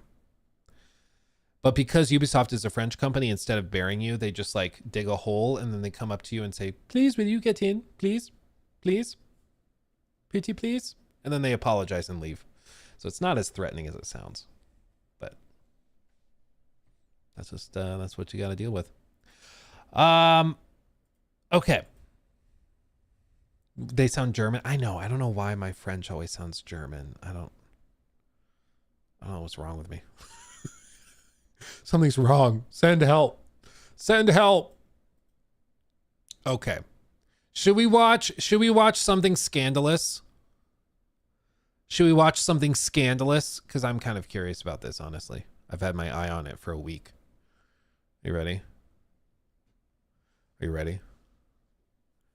Sounds like Herman Hulst. Horizon is the best. Okay. New segment. So there's a channel we've been following because they make very good, very intelligent breakdowns of different things going on in the games industry when it comes to like graphics technologies, for example. And they're called Threat Interactive. And Threat Interactive, they do these breakdowns of like all of the problems with like temporal upscalers, with Unreal Engine, and the terrible optimization in games right now, and breaks it down in a very simple way so that dummies like me can understand it. And it's interesting because like there's kind of two sides of the industry right now. There's the side that is embracing the temporal upscalers, frame generation, you know, things like DLSS, FSR, frame gen, multi-frame gen, that type of thing. And then there's kind of maybe old school purists that absolutely hate it. And I think most people are kind of in the middle. Most people are kind of in the middle. At the end of the day, I think most people just want to play a game and have it look good, and they want it to perform well. Shocker. I don't think most people really care what toggles are on in the menus. Most people do not care about 5 milliseconds of latency or 10 milliseconds of latency. Most people just want to play the game, have it look good. But one thing people have noticed, at least, that there's been very visible examples of crappy optimization. And it seems like a lot of games are starting to rely on some of these cool technologies to act as a crutch, to avoid optimizing. I think the best, most recent example is Monster Hunter Wilds. I love Monster Hunter. I love it. But it runs like absolute donkey ass. It just does. It just does. And one of the first things the game asks you to do when you boot it up for the first time is it asks you to enable frame generation. Because if you don't, frame rates are abysmal. And I think that, you know, for some people, they won't be able to tell. They'll turn on frame generation. Yeah, there's artifacting, there's weird things that are going on, but most people probably on the more casual side don't notice, won't care that much, whatever. And I think that because there's like these very visible examples that are on major releases of poor optimization that rely on these other technologies, I think it reveals the real sentiment that people are starting to have a distrust of larger publishers and developers, and they also are growing in their level of skepticism when it comes to performance and optimization. It's why when a game like KCD2 comes out and says, here are our performance standards and metrics. This is the hardware you need, the graphics card, CPUs and stuff that you need to run our game. And these are running without frame generation or DLSS on, period. That I think gets really encouraging. People love that because it shows you're optimizing. You're not using those as a crutch. You're literally not including them in your spec sheet. But it also is why people lean forward and pay more attention when they see that your game already is not looking amazing. And then they see the spec sheet and it's like, oh, this is with DLSS and frame generation turned on. You can perform, you know, at 30 frames at 1080p. It's like, so it's rendering at 540 and upscaling to 1080. And that's going to look like ass. So I think that this is capturing a sentiment in the industry, which is legitimate. Now, what the real cause is of course up for debate. Is it as simple as like a grand conspiracy to lower the standards and boost Nvidia's stock price? No. I think really at the end of the day, all of this comes down to is that developers are beholden to their publishers. Sometimes it's the same company, just the parent company. Other times it's a separate company that's publishing their game. And the publishers don't want to spend more money than they have to. And they know delaying a game, even by 3 months, can cost tens of millions of dollars. The delay for AC Shadows from November to February, when it was initially supposed to release, according to their like earnings call they did, represented like a $25 million delay. That was $25 million to just bump it back by a few months. And they did that apparently to polish the game up, to make it run better. And so if a publisher can get away with not greenlighting that money, with putting the game out without delaying it 3 months, they just saved $25 million. That could be the difference between profitability and losing money. I mean, that could be it. So you start to see this thing where publishers are pushing developers to get the game out faster and get it performing well enough. Not well enough. And I think that this is where the real frustration lies for people. But as with most things, I don't think it's as simple or black and white as some like to make it out to be, which is that it's a grand conspiracy and Digital Foundry and reviewers and all these companies are working to juice up Nvidia technologies and it's all for the stock price to be inflated. I don't think it's that. I think at the end of the day, it really does just come down to publishers are going to get away with whatever they can get away with. And in a lot of ways, Monster Hunter Wilds' very significant success financially proves companies can unfortunately get away with it. They can release something that runs really poorly and is not optimized and people will still buy it. And they'll complain about it. They'll be frustrated with the performance. They might even leave a bad Steam review, but they still are giving them like their money. They're still doing it, you know? And that's where the real problem lies. But this video that I wanted to check out has to do with all of this and seems to be stirring the pot. And I don't know what it entails. I'm not sure, But you know me, I love me some juicy, juicy drama. So I wanted to see it because in this video, he claims that the title of it is Why You Should Unsubscribe from Digital Foundry, Protecting Game Graphic Standards. In my opinion, I think Digital Foundry, as far as I've seen, tend to do good work, but I am far from an expert in this field. Let's see what he has to say and if he can convince us. It saddens me that I have to make this video, but if we want to create meaningful changes, then this had to be done.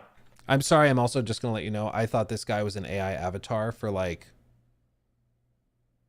a solid 3 weeks. And now I realize he's a real person, so oops. On this channel, I educate consumers and developers with exclusive and accurate data on what graphical aspects are taking up your GPU performance, which allow consumers to criticize computations existing in their games. But I alternate from this topic to discuss the weakest links infecting the game industry. First, it was flawed TA and the various effects that needlessly abuse it. Then it was nanite, then global illumination. Then GPU manufacturers along with a market incentive crisis. Today's industry weakest link is Digital Foundry. After we released Boom! Shots fired. Wow. Wowzkanowza. I mean, obviously Digital Foundry is big and a lot of people go to their videos for kind of like a knee-jerk reaction to how a port is or how a game runs. There definitely is some like cherry picking where people will go to Digital Foundry and try and use their videos to justify hating or bashing one port over the other. I don't know. I just tend to go to it because they have pretty good comparison videos and stuff. But okay, it's a big claim. It's a big claim to say that they are an infection. It's a big term, big word. our last analysis, I was made aware of a DF Weekly where the founder of Digital Foundry, Richard Ledbetter, shared a supporter question with John Linneman and Alex Vitale asking how they felt about the video genre criticizing the underwhelming visual results of 9th gen graphics. This genre, of course, encompasses the videos this channel produces. I found the responses incredibly predictable and generic. Immediately, Richard began spewing rhetoric about the extraordinary things developers are trying to put in our games despite hardware limitations. What extraordinary things are... Yeah, you're right. We looked at that on stream. Basically, he went through, I think it was John who described it, but basically they went through and said, what they're trying to do is get rid of the need for baked lighting and all these other technologies that used to be able to kind of prepare before the game launched by baking in the lighting for something like The Last of Us Part 2, which still looks amazing to this day. But they're trying to get to the point where they can do that dynamically. So you could have bigger environments, you could have more dynamic environments with like weather systems, day-night cycles. You could do all of that and get it looking that good, but you're doing it dynamically. You don't have to bake the lighting in, which is true. You know, I don't think it changes the fact that people's perception is that things look crappier than they used to and run way worse, but I can at least understand what he's saying. $10 through Super Chat. Thanks for being my new gaming content and news source. Thank you. I used to be a heavy Asmon viewer because that's what he was doing, but now it's all politics. Thanks for not and letting me escape from that. Oh, you're fine. I appreciate you being here. Thank you for the 10. And yeah, my stance with politics is that I'm a gaming YouTuber and I'm barely interested in my thoughts with politics, and I don't know why anybody else should be interested. I mean, can you imagine how stupid you'd have to be like, well, I was going to vote for this candidate, but this gaming YouTuber I follow said this. So I've changed my mind. I'm like, nah, let's just talk about games. You know, let's talk about video games. We'll have a good time. But I appreciate you being here either way. If other people want to talk about politics, cool. But for me, it's just not that compelling or interesting to me. So we just don't really do it. But I appreciate you. I appreciate you being here, my friend. Let's continue charging forward. Let's see. But yeah, basically to just mention that he basically was saying the reason it looks crappier and people feel like it looks crappier is because they're trying to make all these steps to eventually get to a spot where it can be fully dynamic and it looks great and you can do way more cool stuff, which is true. That's like why I think they're pushing the boundary in that way, but it doesn't change the fact that this generation graphically has kind of been underwhelming for most people, and the performance has been, I think, underwhelming as well, especially with some of these big ports. And this is one of those things, like, it's perception is reality, baby. If the perception among the industry is that games look crappier than they should, that's what you got to deal with. That's what the consumer is saying, and that's what you got to deal with. And then you also see consumers praising games like KCD2 that are not using these crazy whatever ray tracing technologies, and they don't rely on frame generation and ray reconstruction. It just looks really good and runs really well. That should also tell you what gamers are really hoping for. But yeah, anyway, we looked at that. Devs trying to put in our games. Honestly, smeary lighting, noisy geometric detail, simulations that can be partially pre-computed, advanced anti-aliasing such as FSR2 according to Oliver McKenzie, which has various quality issues including major blur in motion. To downplay the clear regressions we've seen, John follows up with some contrived comparison about how when we move to 3D graphics, many instances show the new gen being worse than the last gen. He then describes why we need to move to dynamic GI for dynamic games. That's true, but we've had partially dynamic GI during 8th gen with destructible and moving objects. These guys blindly defend slow lighting for the sake of dynamics because they are so conditioned by ray tracing culture, which John randomly Ray tracing culture. I'm sorry. This is so nerdy and I love it so much. The idea that we're like you're probably into ray tracing culture, you loser. It's just funny to me. It's such like a weirdly niched thing. Oh, I'm sorry. That's funny. No, I do think like, I think what the guys at Digital Foundry are trying to do is like bring up, yeah, there are these shortcomings over here, but there's also these good things over here, and let's appreciate the good things. Let's not just like get tied up in everything sucking. I think it's an attempt to look at the glass half full, whereas I think, you know, Thread Interactive in this case is making it more out that they're making excuses for it, which I guess maybe is the same thing. But yeah, well, let's continue. Let's see what he has to say. mentions. He hyper-focused on the static nature of the Order 1886, when the static nature of that game is not because of the baked lighting like he and his colleagues assume. It's because it wasn't a priority for the developers to implement. We have a lot of systems that would easily allow a more dynamic environment for the Order 1886, but they continue to defend games that use lighting systems like Lumen that fall apart visually. After disclaiming that the right balance should be found for certain game scenarios, he then states that new visual features require sacrifices, and that last gen sacrificed resolution and frame rate, but this gen uses upscaling instead. In other words, we're stagnating. People with sufficient hardware have to upscale from sub 1080p because of optimization issues, not because spectacular visuals are being computed, which is what Digital Foundry perpetuates. Yeah, this is one thing that I honestly don't know how you defend. Like, the fact that you can have a game that looks bad to like the naked eye, and that also has to render at like 720p and upscale to 1440 on like ultra performance mode. And then you have to turn on frame generation to get playable frame rates. Like, I don't know how you defend that. It's one thing if it looks amazing. It's one thing if it looks amazing and you had to do that.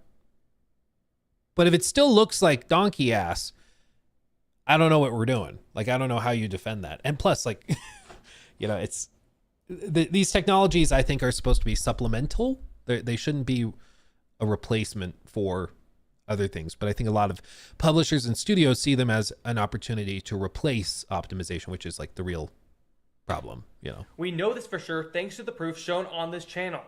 He then defended Avowed for being less graphically impressive than previous gen games because it's a cheaper production. His colleagues agree, proving how out of touch they are about the situation. In 2025, we should have more... Because it's a cheaper production. I don't know, but even that gets tricky because it's like, it's a smaller budget, 1000% Avowed is, but it's also using more modern hardware and technologies and like Unreal Engine 5 as opposed to 4. Like, it is cheaper, but there's way better tech available, you know? So I'm not sure if that gets you out of the discussion either way. Because Avowed does run kind of like ass, especially in cities if you're trying to use ray tracing anything. So then you have to turn all the ray tracing off, but then the game was not like designed and the art wasn't designed to be used without it. So it just ends up looking kind of bleh. So anyway, continuing. More developer tools that promote optimized content. They don't understand that much of the blame goes on companies like Epic Games for exclusively investing in technologies that cater to fast development features that put optimization on the lowest priority. Yeah, this I think is the big thing. Go back. Doesn't want to go back. Hold on. Let me investing in technologies rewind. that cater to fast development. Instant replay. Yeah, graphic features if basic changes in the environment exist, basic realism adjacent to visual quality is wanted. Game production is run by higher ups, prioritizing faster release date. Yeah, virtual textures, Lumen, Nanite, TSR. No investments in fixing graphics to render independently. Mega lights, less time profiling standard shadow maps. All expensive to render, all look noisy or smeary, and all save studios money. By the way, that'll be $70. Yeah, I think, again, this is the big one. This is the big one. And I think denying that or pretending like that's not a reality here, and instead it's that studios are just trying to push the boundary, I think that is probably, I'd be more inclined to believe that's maybe more naive. I'm not sure. We'd have to go back and check. I'm not sure if I'd say the Digital Foundry guys are suggesting that this isn't an element of it. I think they're like, hey, there's other pieces of this too that we should acknowledge, which is that they're making things more dynamic. They're pushing the technical boundary, which eventually will lead to this, that, and the other. And so maybe you guys know, if they did say at some point in that video that this is not like a factor, that I would agree is like ridiculous, because pretty clearly this is why you see games like Monster Hunter releasing the way that they do. And it's because they're able to get away with it, you know. Development features that put optimization on the lowest priority. For instance, Nanite. Consumers should not be complacent with a low-effort geo solution that can end up being 3 times slower and worse looking than optimized rendering. Educated developers don't want this either. Developers should... Yeah, but haven't you seen the cool videos of all the bright colors? I mean, that's pretty cool. Have systems that convert these objects into high-quality consumer-efficient models with proper texture formats so that they can be combined for what should be standard texture illusions.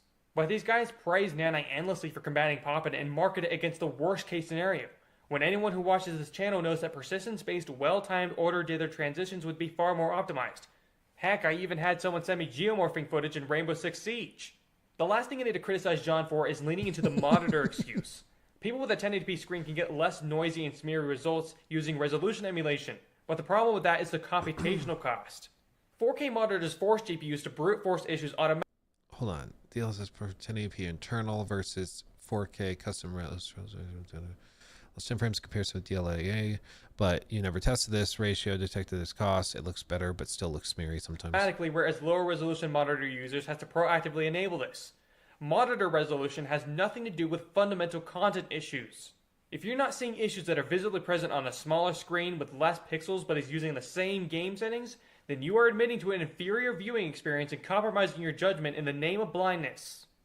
John was the most tactful when addressing the subject and acknowledging that people focus on different things like... Sorry. I just love how in the weeds we are, man. It's so funny and I love it. Because it's whatever you say about Thread Interactive, whether you're like, you know, a hardcore DF stan or you love Thread Interactive, I think we have to acknowledge this dude's passionate, okay? This dude's more passionate about graphics technologies in the modern games industry than most people are about like their friends and family. And I respect that. I respect it, you know? You're smarter than me. It's like that old Joe Rogan clip where I'm like, I'm too stupid for this conversation. I'm trying hard, man. I'm trying to follow. I'm tracking as best I can. like lighting or anti-aliasing. But I call that a difference in standards. If you have low standards that are founded on complacency, then I think you'll have your mind blown when quality is delivered properly. 1000%. And I think that this is one thing I don't understand about some people in the industry. You remember when Baldur's Gate 3 came out and immediately you started seeing some like developers saying, well, this shouldn't raise the bar because this game is so exceptionally fantastic. Raising the bar will make every other game feel ridiculous and bad. So therefore we shouldn't raise that bar. And it's like, we're consumers. Like we're consumers. It's okay for us to demand more. Like it's the company's job to deliver a product that we want. And if we want X product, but they're only able to deliver this crappier product over here, that's like, okay, yeah, I just won't buy that one. Deliver me something I want. If you're saying like our expectations need to be more realistic, okay. I think in the case of Baldur's Gate, we can point to Baldur's Gate and be like, see, it was possible. Like they were able to do that. That was a studio that worked on this game and put it out at $60. And yeah, they worked on it for years and years, but that's what it took to make an amazing product. And now you see it's crazy awarded and it sold ridiculously well. So they were rewarded for delivering such a phenomenal product. So it's possible. I don't think that's an unrealistic expectation to ask of multi-billion-dollar companies. In the same way, like we can look at KCD 2 and see a game that is ridiculously well optimized, very scalable. It runs on handhelds and the highest end PCs, and it looks great all the way through, even without these other upscaling technologies and stuff. So we know it's possible. You know, maybe if you're saying, well, we can't have fully ray traced reflections as with similar performance. Okay, that's more reasonable. But we're even seeing other games, again, pointing to like Monster Hunter, which are not set in neon metropolises. They're mostly dealing with like diffuse textures and things and materials. It's not that crazy difficult. Like the first level is literally mostly a desert, which is like one of the easiest settings to render in, and it still runs like ass. So again, I don't think that these expectations are unreasonable for people to be like, this should at least run at 60 and be sharp. You know, I think that's reasonable for the average consumer. I told hundreds of people who use DLSS 3 that they were using the blurriest method on the market, but Nvidia shills told me to shut up and that it was God's gift to image stability. After I had Sorry. Again, God's gift is just the way he phrases things is funny. I just like embarrassed Nvidia so aggressively with half-competent anti-aliasing comparisons, Nvidia rolled out improvements with DLSS 4. And now all those same people swearing to God that DLSS 3 was peak image quality are all now talking about how they don't understand how they were using such a blurry technique beforehand. So if you like the garbage content being produced now, then you're in for a great ride when these issues I'm pointing out are eventually fixed. Alex Battaglia then joined the conversation, but not to actually argue about the claims being made about the industry. Instead, he claimed that videos like mine have an angle to make an online profit. I do remember that, where it's like implying people that are upset are therefore like acting in bad faith, which, let's be honest, there's always bad faith like actors in any space talking about anything. You know, there's always going to be people like that. I think you can see it in like, you see it a lot with like console war fanboys, you know, where they like compare Xbox Series S footage to like PS5 Pro, and they're like, wow, get your act together, Xbox. You know, and it's always like really, really stupid. But yeah, it's I think there's going to be bad actors, but you got to be careful when you dismiss frustrations people have as just being bad faith, you know, and hand wave them away as grifters or whatever, because sometimes you'll miss out on genuine critiques when you do that, you know. Wrong button. Okay. First of all, this is a red herring fallacy. The name of this fallacy originates from a technique used in fox hunts, where one team would utilize the strong odor of a dead fish to distract the tracking hounds of the opposing team. Alex's stinking worthless fish was thrown as he... Sorry, Jesus Christ almighty, dude. Again, just remember, we're talking about digital upscalers in video games. We're not talking about, you know, international policy for war crimes. We're talking about digital upscalers, okay? He said, to distract the tracking hounds of the opposing team. Alex's stinking worthless fish was thrown as he said, "The grift is real," as he shamefully looked down away from the camera. Richard then repeated this line in agreement, and my thanks goes out to John for quickly trying to diffuse the absolute hypocrisy of his colleagues attacking YouTube profiting. Because Digital Foundry is a money-making machine that milks YouTube's system, which favors upload frequency rather than quality. These 7 dudes are making articles that draw on ads and pump out videos daily, with multiple videos on the same topic. To milk the following they have, they publish hour-long talks weekly and then profit on that video again with DF clips. All of this funnels into their Patreon. From the last 30 days, March 1st, 2025, DF pulled in at least $20,000 from these 3 platforms, and that's not including sponsorships and web ad revenue. So in the middle of producing one of these videos, Alex is criticizing profit angles. I don't know about other YouTubers, but it takes me weeks to produce this content. I consult with advanced engineers and write up content that contains digestible education for both consumers and developers. My team is also working on a proprietary plan to get our goals funded without the need for crowdfunding. I've had to give away equity of my company to my employees because we can't survive on YouTube revenue alone. I barely promote my merch, yet the only thing I ask viewers to do is watch and share our content. After this pointless, poorly received clip was shared for a second time on DF Clips, I became aware of another video by Alex Battaglia that was the equivalent of telling me, here's my coffin, here's a nail, and all I needed to do is hit it with a hammer. Sorry. I respect the passion, my friend. I respect the passion. I feel like we're bringing a chainsaw to a verbal joust. It's like, oh baby, here we are. I feel like, that we're in the middle of like a gigantic boxing match or something, or like a street fight. And it's just like vicious. One of you guys has like brass knuckles, the other has a brick, and then I'm just like, I don't really understand what's going on, but you guys sound smart. I'm like, I'm trying to follow along. I'm trying to figure out what's going on. Slay King. I'm trying to follow. I'm still not sure who's right, but we're trying to figure it out. Alex butchers his so-called journalism with angles based on whether or not he can get an interview with a studio that produces the game he reviews. He is not getting the most disingenuous. Hold on, let me rewind. Hold on, I'm trying to. All I needed to do is hit it with a hammer. Alex butchers his so-called journalism with angles based on whether or not he can get an interview with a studio that produces the game he reviews. He is not getting an interview with the Monster Hunter Wilds devs, so there's no point in pretending the title is more technically advanced than it actually is, something I called him out for doing in my Alan Wake 2 analysis video. Alex could not paint over the obvious criticisms people are rightfully giving this game, and he finally delivers criticisms people have only found in my videos such as PS3-like, but he pairs them with defensive and self-nurturing comments designed to advocate for his years of experience. 3 cringy times he directs viewers' attention to his so-called competence. He's been with DF for 7 years and my comments are causing this much insecurity. I mean, I remember watching that video. I didn't take it off as like presenting insecurity. I thought he was just saying, because I think what he was doing is he was making a video calling out Monster Hunter Wilds, which has a like hardcore fan base. And so he was like, this is not some mistake in how we set up the test. The game just runs like crap.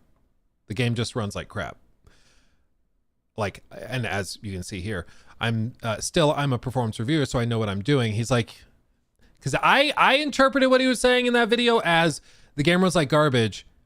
I know what I'm doing. Like, this isn't some little, oh, we forgot to toggle this in the settings like some performance testers do. He's like, I know what I'm doing, and it runs like garbage.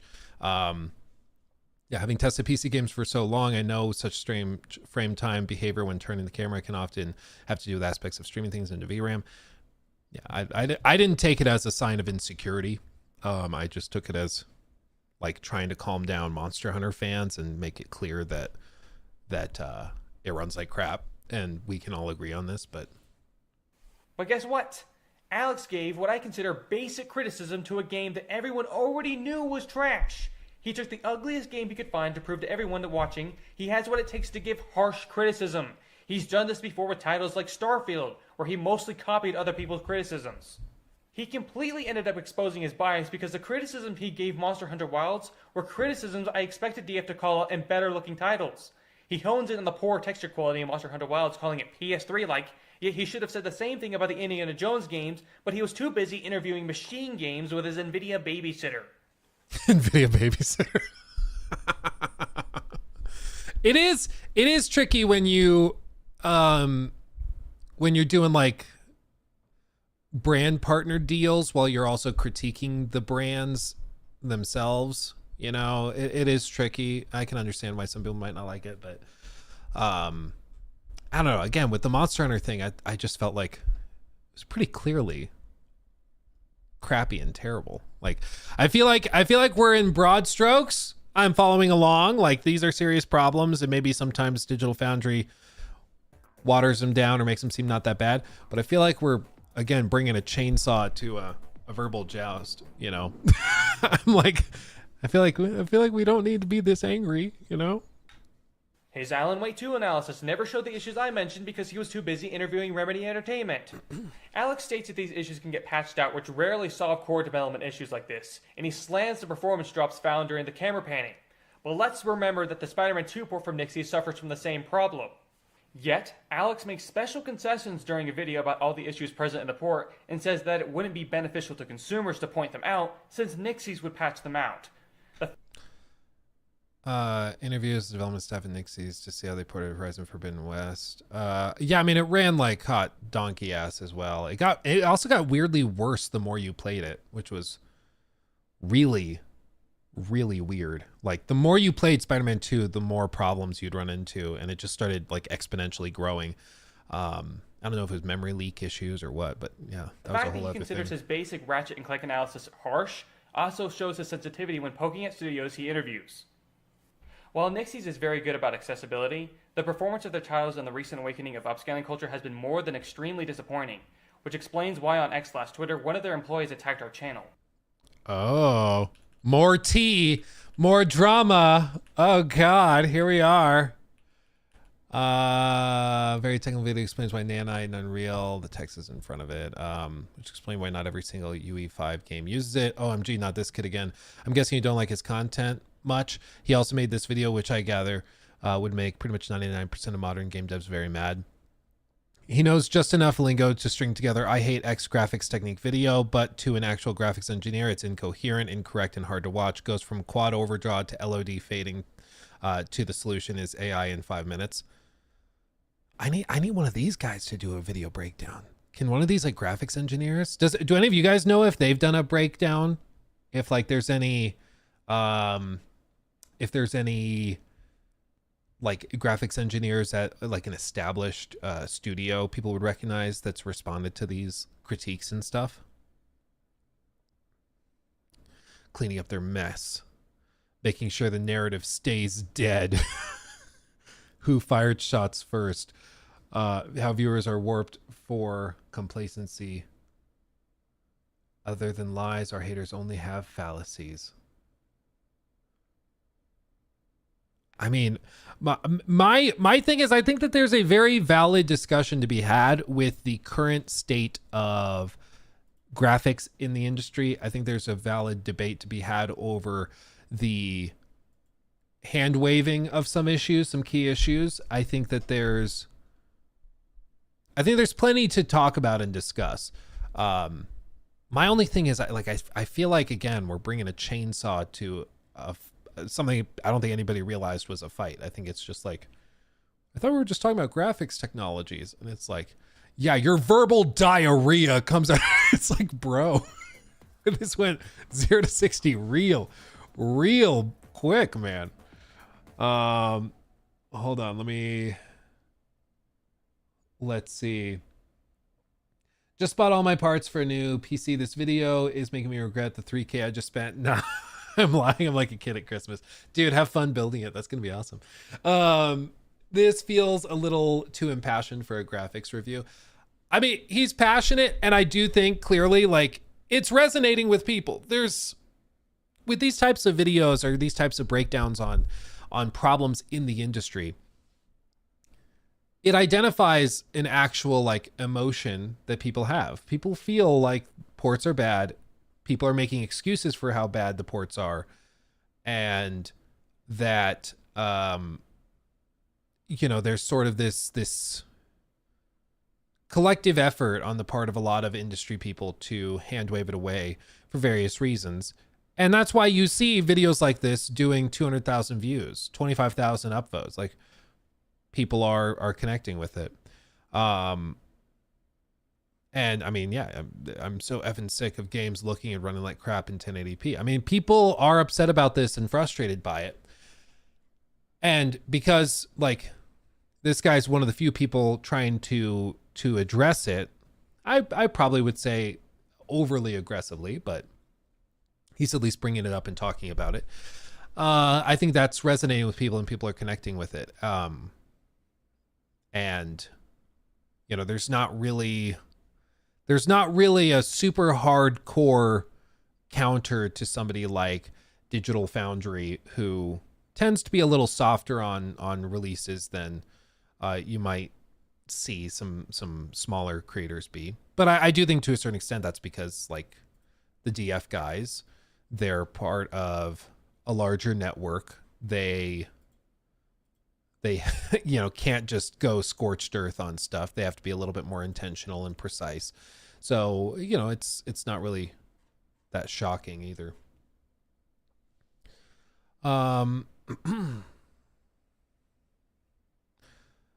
Let's see. The issue with this anger is that this guy is essentially presenting a thesis on Digital Foundry that he's presenting as being an objective recourse to fact. I think he's trying to argue the point pretty clearly and directly. I do see how some people could take everything that's being said and just accept it as fact without like thinking about it first. Because like I said, I think there's a debate to be had with it. But yeah, I could see how the presentation maybe could rub some people the wrong way or lead them to thinking that it's a fact, when I think there's a little bit. Like, I don't think that Alex was secretly like super insecure about his critiques, which is why he was saying, I know what I'm doing. I don't think there was anything like that. I think he just like was saying that to calm down hardcore fanboys,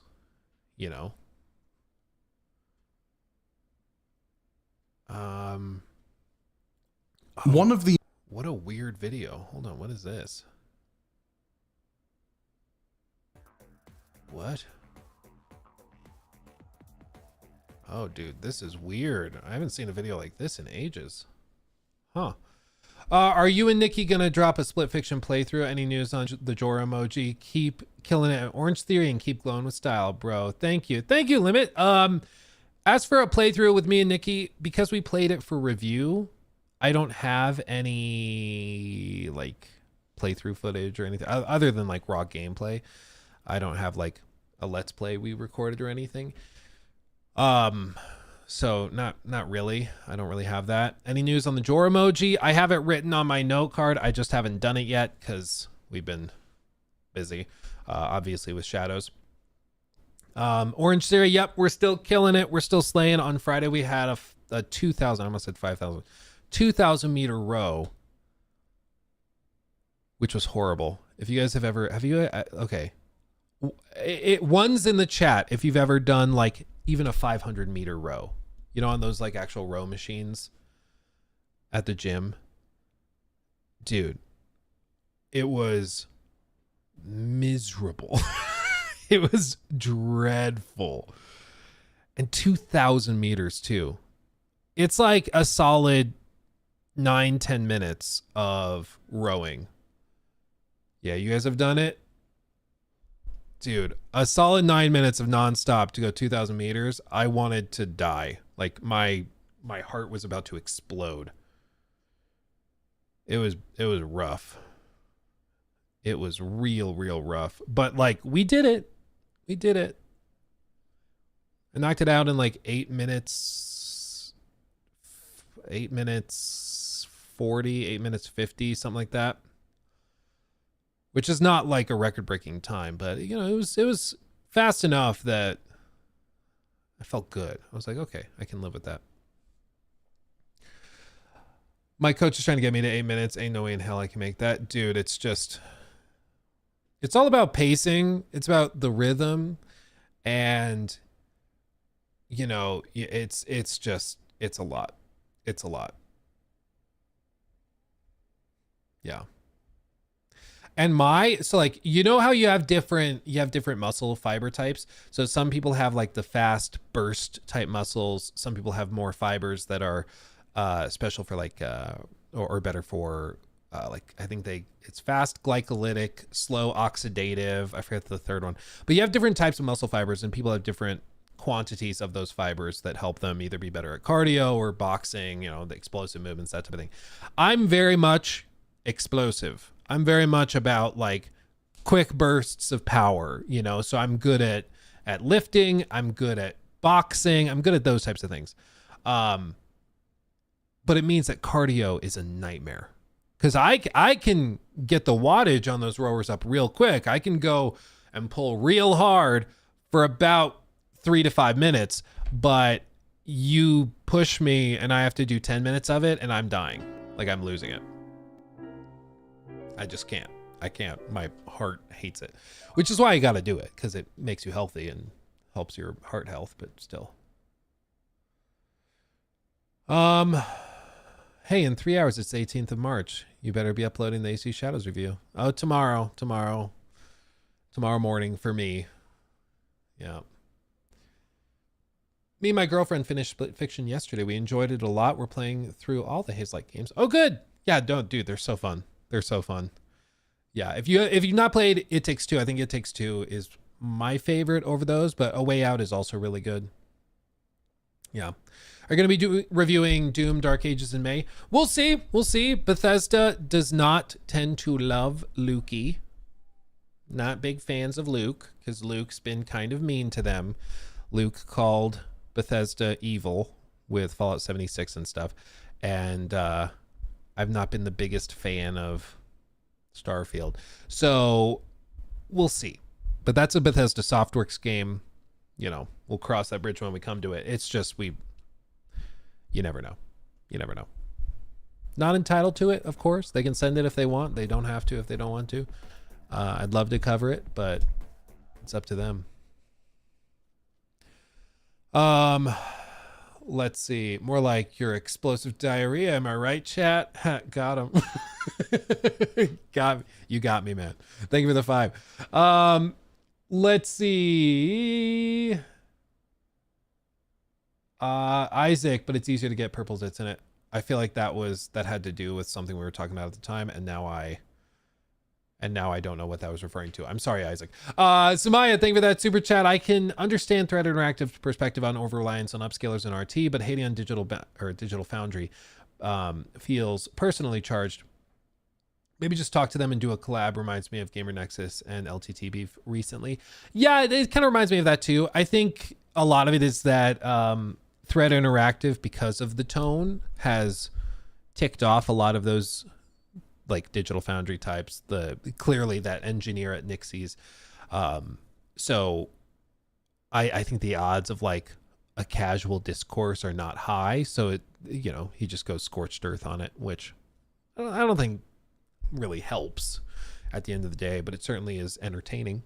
If you're somebody like me who is not really sure where the reality lies, I think that both sides are saying things that are accurate and true.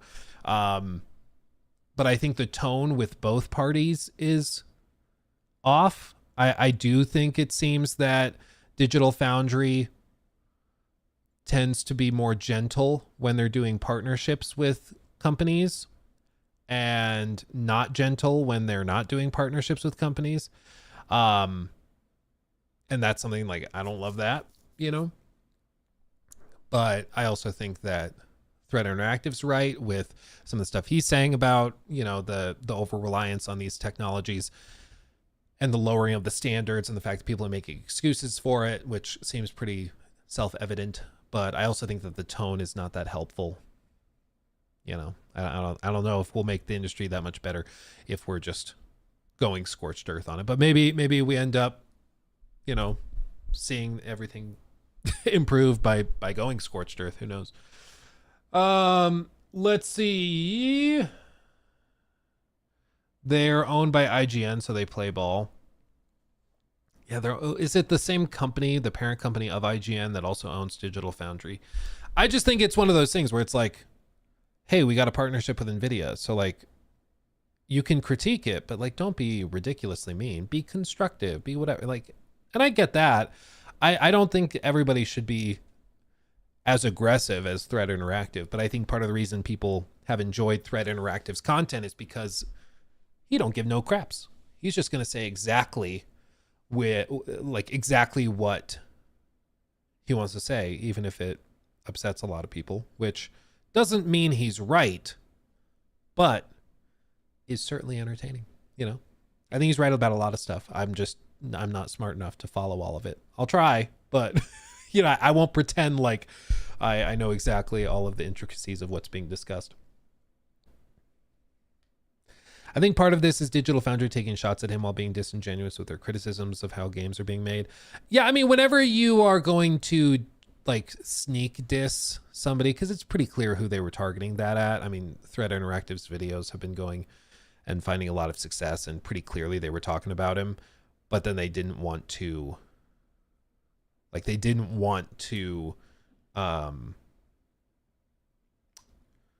say his name and directly confront him. So it just kind of came off as like this cowardly thing where we're going to dismiss that guy by saying he's a grifter, but not actually respond to any of the specifics. You know,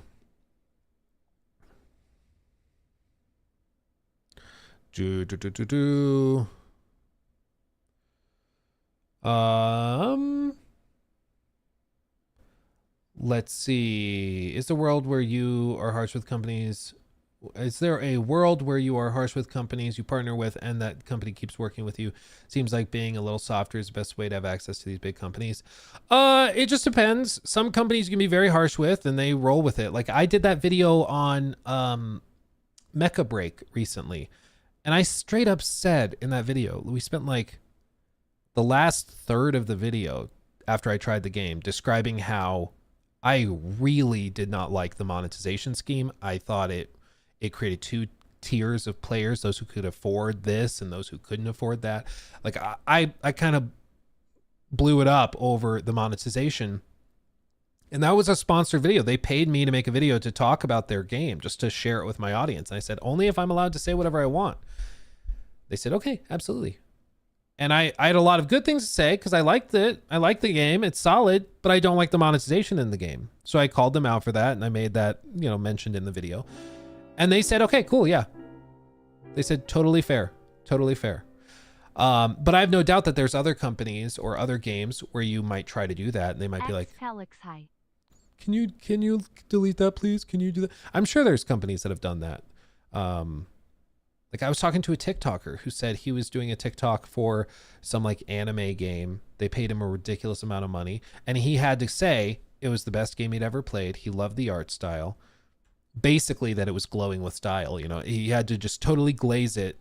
Those stereotypical TikTok videos where, wow, I can't believe that Raid Shadow Legends is the best game I've ever played. And it's clearly not true. But he was like, yeah, I don't care. I'll just say it. It's what gets the paycheck. Jesus Christ. But I'm sure if you went back to them and you like gave that video, yeah, and I don't like the character selection. And frankly, the monetization scheme is pretty obtuse and overly aggressive. I'm sure they'd be like, no, we're not publishing this. We're shutting the deal down. We're going to chase you for penalties. So I'm sure in some cases, if you're not playing ball, like they won't work with you and you get cut off. In my experience, like, but to be fair also, like we put into our contracts when we do sponsored stuff that I have to be allowed to say whatever I want. So even if I like blow them up, they can't tell me no. And not many companies will be willing to play that ball game. A lot of companies that have more aggressive monetization will lose interest in doing a sponsored video once we say I have to be allowed to say whatever I want. And they're like, oh, well, okay, never mind. Because they kind of know what you're going to bring up. So we've had, I'm not joking when I say that we have turned down, like last year alone, I turned down over $100,000. Like well over, probably close to $1 million, or not $1 million, $250,000 in sponsored deals that would have required me to like say, this game is glowing with style. This game is the best thing I've ever played. This game is this game is that. But we turned it down because like, no, we're not going to do that. Bro, get that bag. Edgar Vasquez There will be other through bags. Super Chat. Take You know, it back. other bags. Raid Shadow Legends is a really immersive, one-of-a-kind game. Filled with great gameplay. Filled with great gameplay. Dude, Edgar, thank you for the 10. It used to be that Raid would just throw money at you. There were YouTubers that were getting like 10, 15, 20, 25, $30,000 for a 30-second ad read on that. They mention it for 30 seconds and they get that level of a paycheck. And now it's like they're one of the cheapest. They pay very, very little. Like it's real bad. It's real bad. I don't know what happened, but I guess it kind of worked. Everybody, I guess it kind of worked. Like everybody knows about Raid Shadow Legends to the point where it's kind of a meme now, but still, yeah, still. Luke is the 1% confirmed. I am technically in the 1%. Yeah, it's why I've told you guys, like, I'm doing just fine. I'm doing just fine financially. I'm not technically a millionaire or anything, but one day, hopefully we get there. But I'm not going to lie to you or like pretend that I'm broke or something. Like, get out of here. Like, no, I'm doing just fine. Doing just fine. What's the baseline for that? 1%?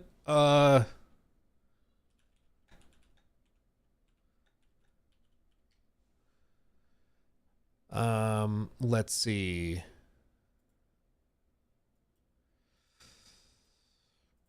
So there's two different standards. 1% in terms of income annually and 1% in terms of net worth. And the standards are different. So in terms of net worth, certainly if you count like my YouTube channels, yeah, we're definitely there. In terms of income, I think the 1%, based on what I just Googled, to be in the 1% in the US, you have to make over $750,000 a year, which is like, we're not there. Okay. Not making that kind of money. That kind of money's like stupid money. Okay. That's crazy money.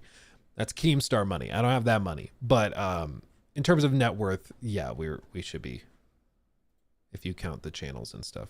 Yeah.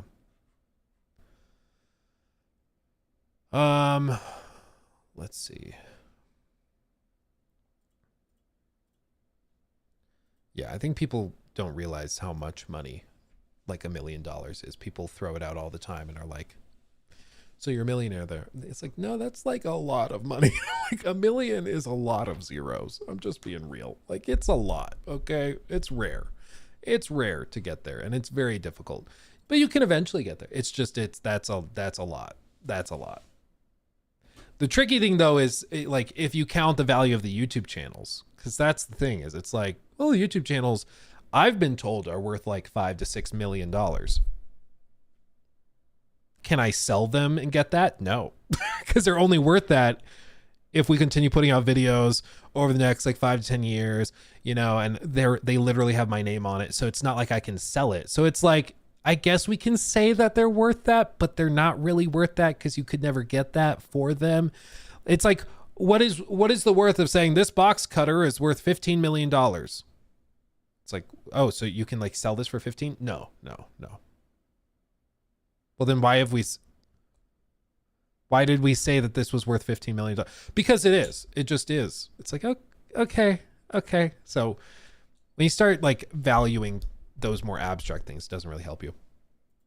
Anyway, this video came up. I wanna talk about this because I mean, what the hell kind of video is this? Let's see.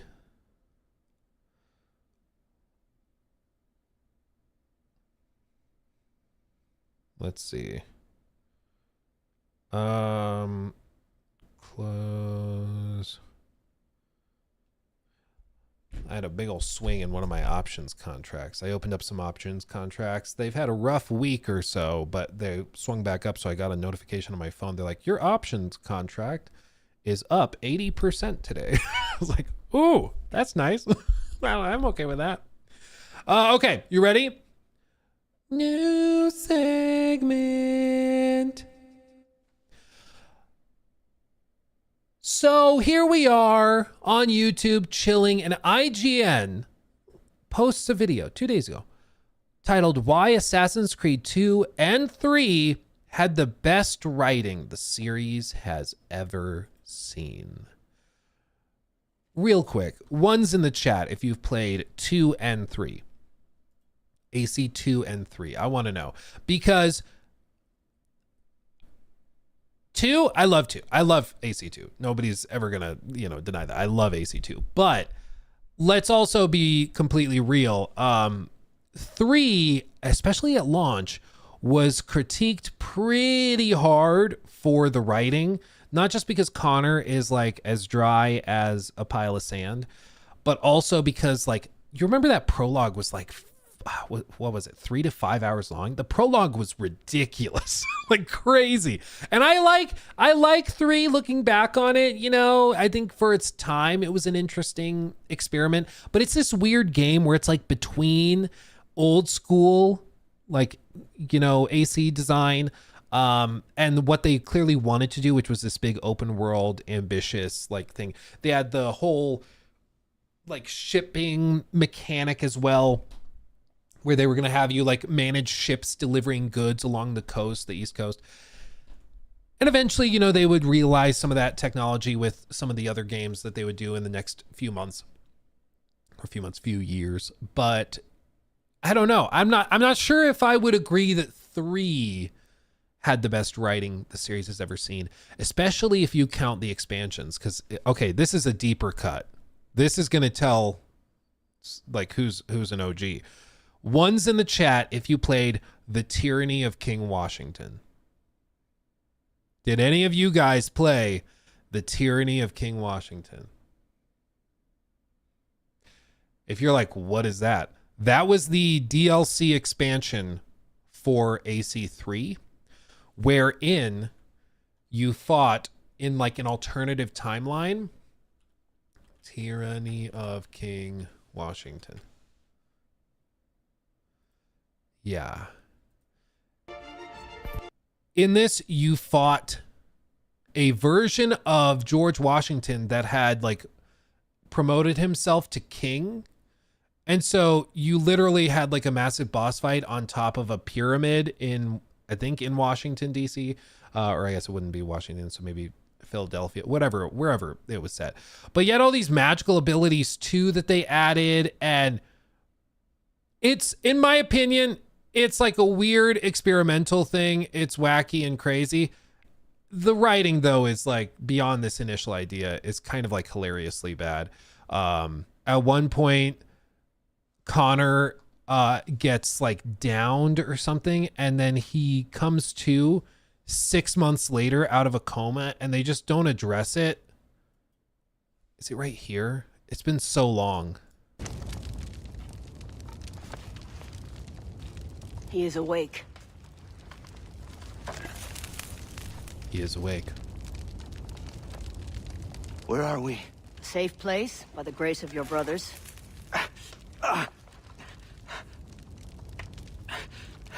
The village. Come on, say it. King George burned it. It was after your mother. Your stubborn mother. Yeah, she's stubborn. She did not listen, and now she is dead. Come on. You take the news well. It is something that I knew. That I know. Hold on. Maybe, oh, wait, was it a splash screen right before this? 5 months later. Yeah, literally 5 months later. So like he gets downed. Okay. She's dead. You like lose consciousness. The title screen plays, and then it says 5 months later. Like you've just been in a coma for 5 months in the woods. What?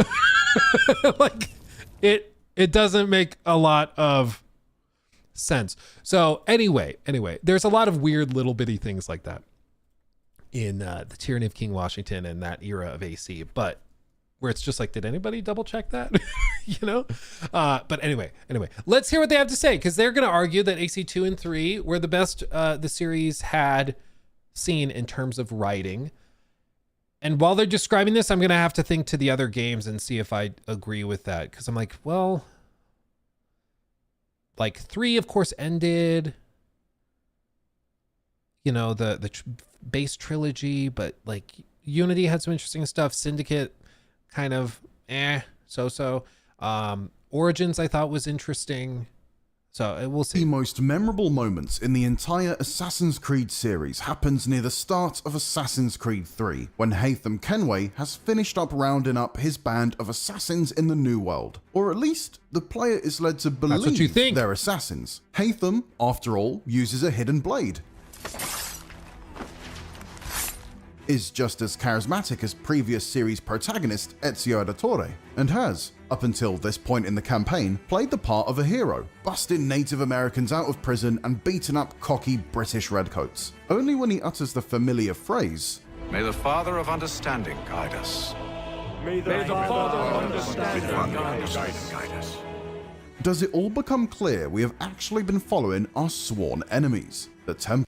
I remember that moment and you're like, what? It was so cool. Really brilliant. Really, really brilliant.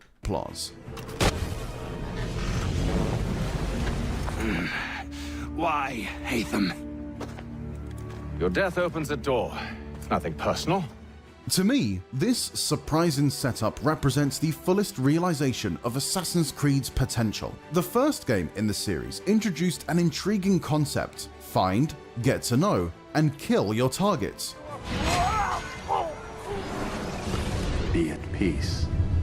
You'll pay for this. You and all your kind. But fell short in the story department, with both protagonist Altair and his victims being utterly bereft of personality. Assassin's Creed 2 took a step in the right direction by replacing Altair with the more iconic Ezio.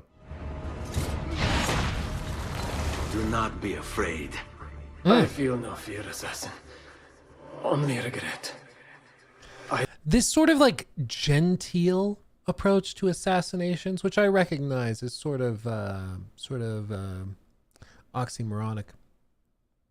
It's something I kind of wish we had in modern AC games, because it's like the assassins didn't revel in the violence, in the blood, and killing people. They did it because it was part of their mission. It was part of their task. It's what they had to do with it.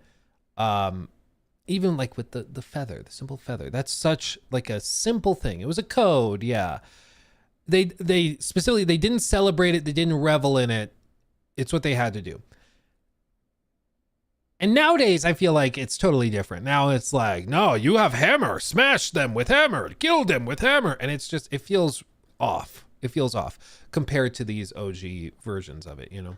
I sought unity, stability, order.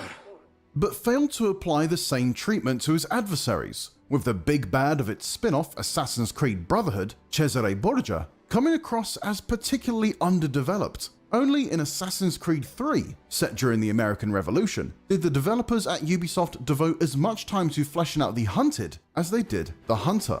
It lent the game an organic flow from setup to payoff, and, as a result, achieved a delicate balance between gameplay and narrative that hasn't been replicated since. While the current RPG era of the series, I mean, Rogue was crazy.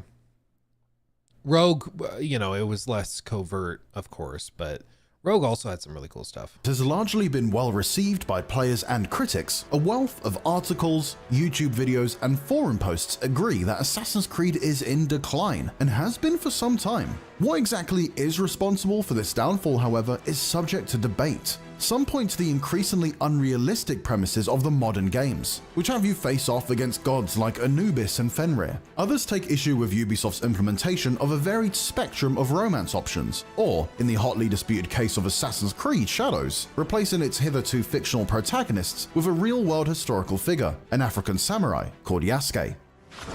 Get ready for the comments. Here we go. Buckle up. Here we go. I'm ready for it. Actually, he wasn't actually a samurai. Just buckle up, here they come. My personal nostalgia for the Xbox 360/PS3 era games notwithstanding, I would argue it's none of these. Instead, such decline is a result of the series' gradual abandonment of character-driven storytelling, which has by now gotten buried deep inside its sprawling sandbox. Interesting. Okay, it's abandonment of character-driven storytelling.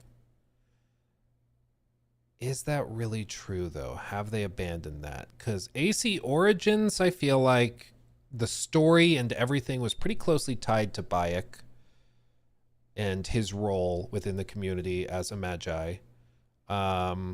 Odyssey was more generic, open world, adventure RPG. Valhalla was just a mess. And Eivor had the charisma of a baked potato, so I guess I would agree there. Yeah, so I think maybe with the last two installments, I would agree with that. I think I'd agree with that. That was quite a speech.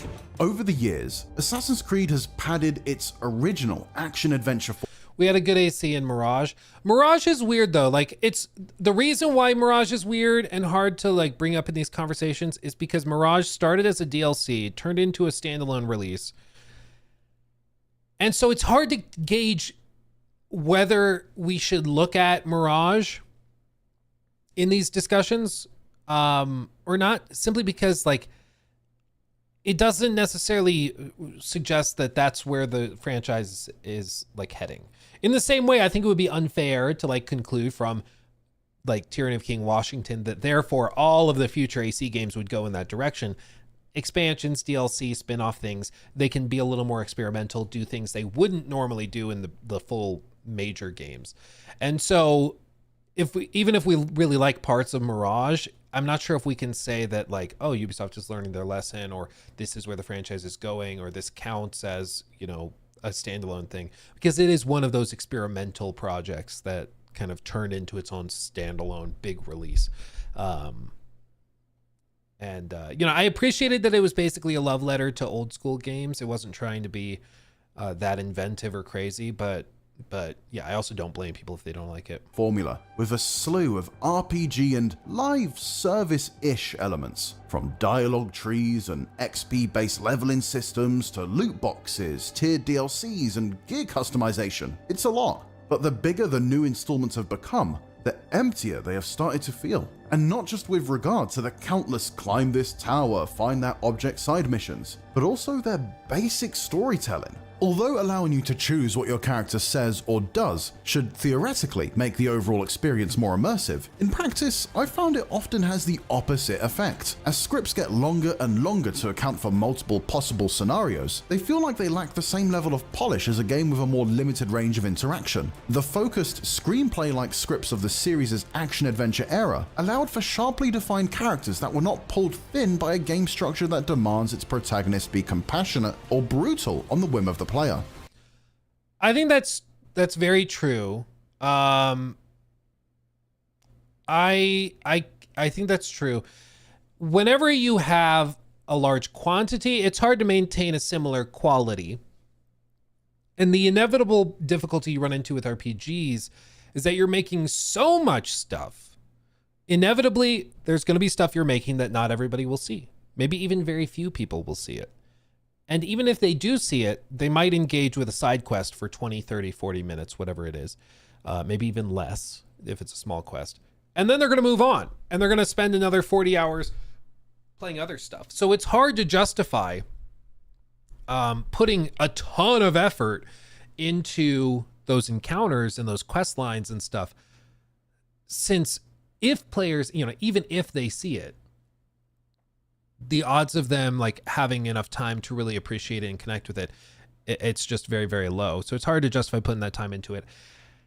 And also, like, when it's one quest in an ocean of 120 or 150 or whatever it is for these big games, the level of connection, even if the characters are written well, you're just not exposed to them long enough to really build a relationship with them. So it's not that much of a surprise, you know, that people don't feel that connected. The danger with these types of discussions, though, is that we can start to be like, you know, look backwards through rose-tinted glasses. You know, the previous games were really, compared to modern ones, very, very short. Like, how long to beat AC2? Like 19 hours. Valhalla was like 6,000 or something. Like, it was ridiculously long. I think technically it was like 60 to 100, depending on side stuff. But AC2, like 19 hours. AC3, how long was AC3? It's going to make me type it out. 23. We'll get there eventually. Okay, I guess remastered counts. 14 for AC3. Like, these were much tighter games. Much more focused. You know, basically a third of the game was spent with Haytham. You know, like, so they could spend a lot more time slowly building it. But also, like, AC3, back when it launched, people complained a lot over the pacing, over the fact that it was so slow and it kind of forced you to to just watch all these slow cutscenes and stuff. So it's important to at least remember what people thought at the time, you know. It's a me, Mario.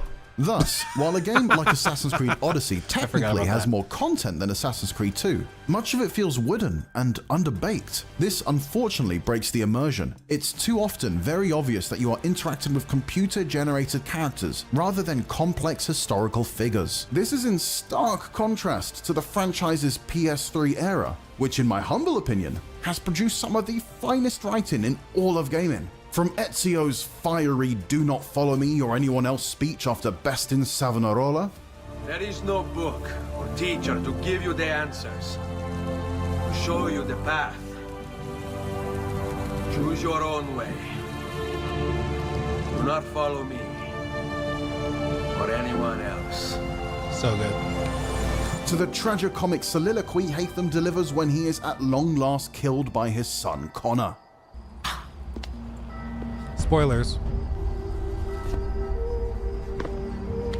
Don't think I have any intention of caressing your cheek and saying I was wrong.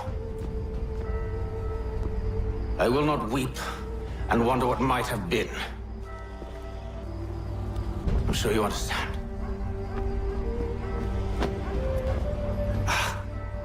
Still, I'm proud of you in a way. You've shown great conviction, strength, courage. All noble qualities.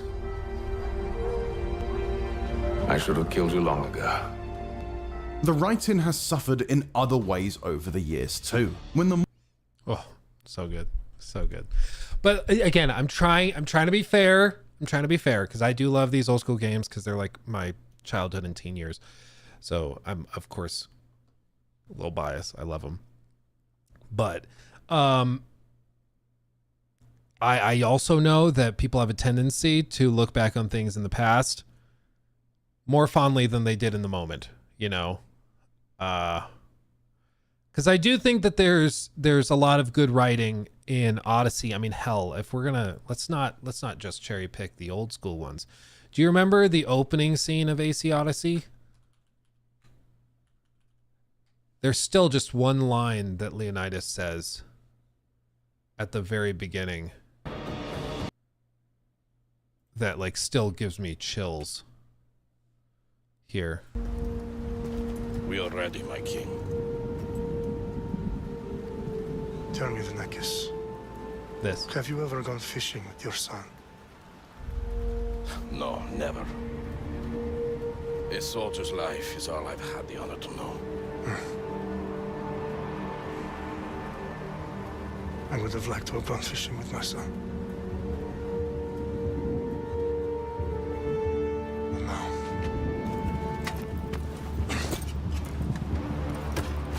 let us meet on fate, shall we? Is that not badass? Is that not crazy cool?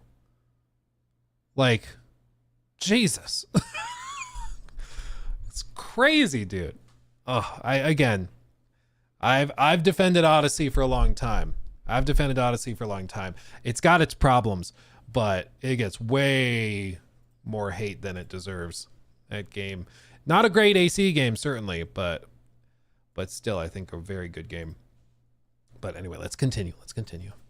modern games tend to stick to the easily digestible dichotomy of assassins equal good and Templars equal bad, the earlier games went to great lengths to show that the line between the two orders isn't as clear-cut as it initially appears. In Assassin's Creed 3, each defeated Templar uses their last breath to make Connor, and by extension the player, question their own beliefs. William Johnson, a negotiator, says the Templars could have stopped the Native American genocide. What have you done? Ensured an end to your schemes.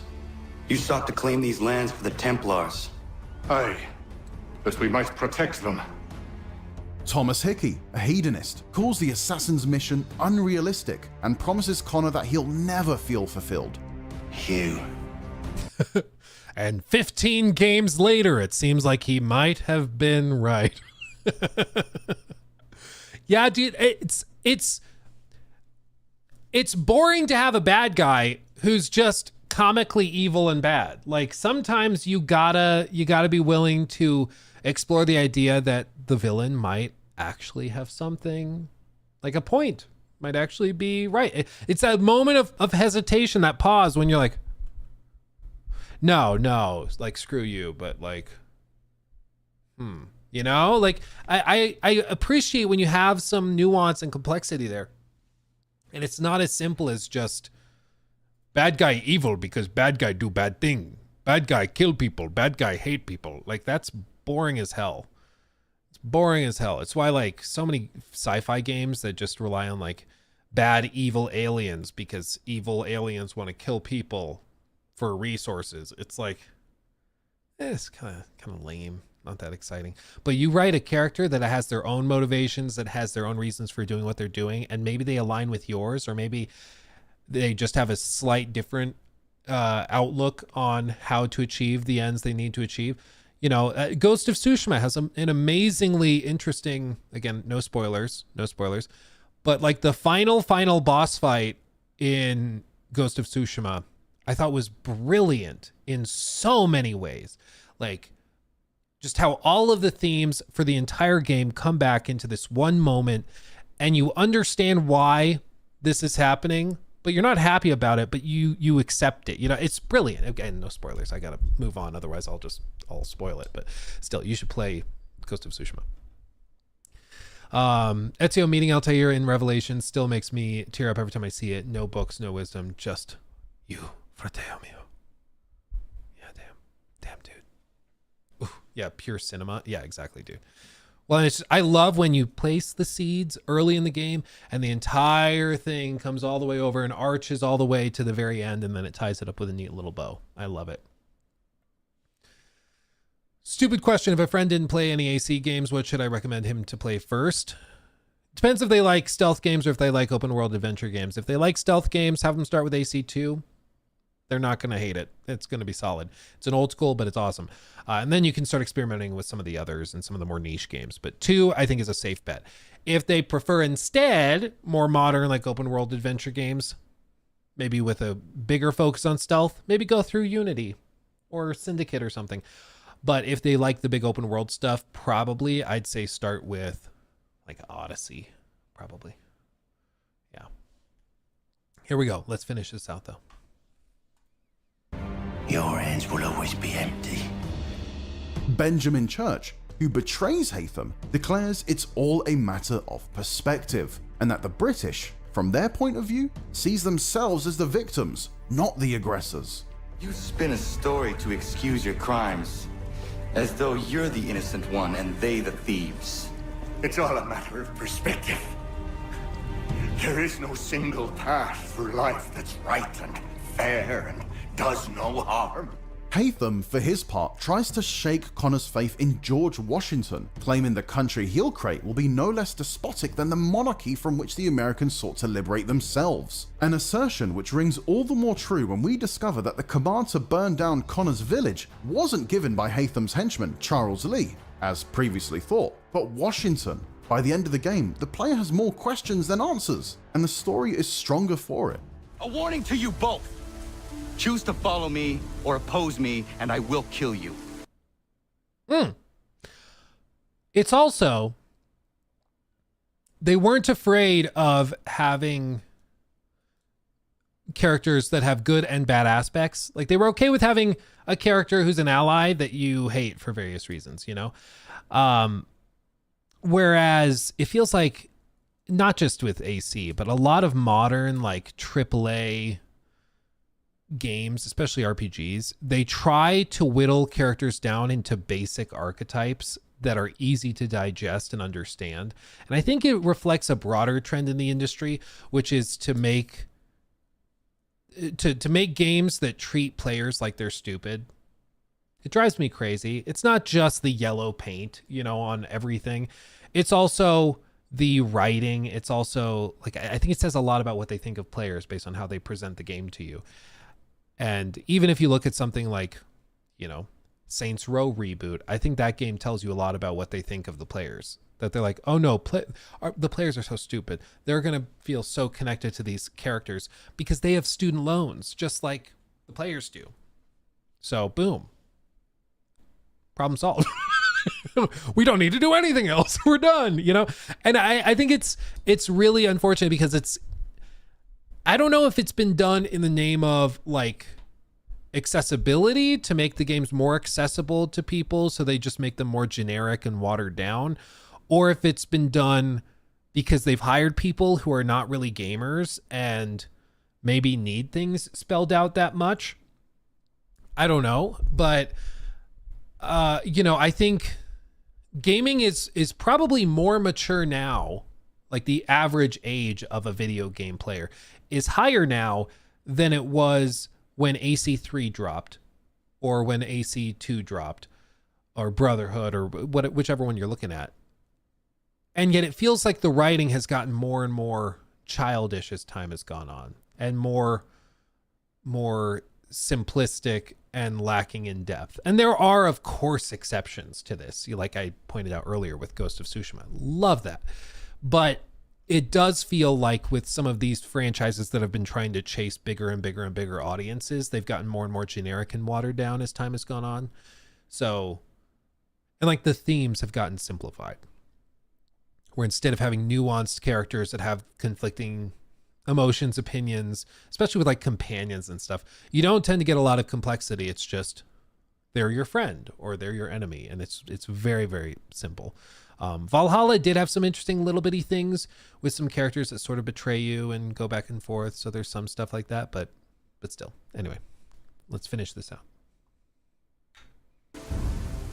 Looking back on the franchise's long history, there is a reason why one track from the Jesper Kyd composed Assassin's Creed 2 score, Ezio's Family, resonated with players to the point of becoming the series' official theme. The PS3 games, particularly Assassin's Creed 2 and Assassin's Creed 3, were, at their core, character-driven experiences. The melancholic guitar strings of Ezio's Family were meant to invoke the game's Renaissance setting, so much as Ezio's personal trauma of losing his family. As much as I admire the expansive world building and graphical fidelity of the current generation of Assassin's Creed games, my hope is that this out-of-control franchise will someday scale itself down and once again deliver the kind of focused, tailor-made stories that made me fall in love with it in the first place. Sadly, in a landscape dominated by sprawling sandboxes and single-player games with live service-style ambitions, I fear that's just not good business anymore. For more Assassin's Creed, it is tricky because to a certain extent, I get it. Like games like Valhalla, I was frustrated because I feel like it is a game built for people with ADHD. And everything is broken down into these really, really bite-sized portions and then scattered over the entire map. And so there's just not a lot of substance. It's like the quintessential junk food game. But I also, like, you have to acknowledge that it sold $1 billion worth. Like, it sold a ridiculous number of copies and microtransactions and cosmetics, and like it sold ridiculously well. So of course they're like, how do we gauge the success of a game?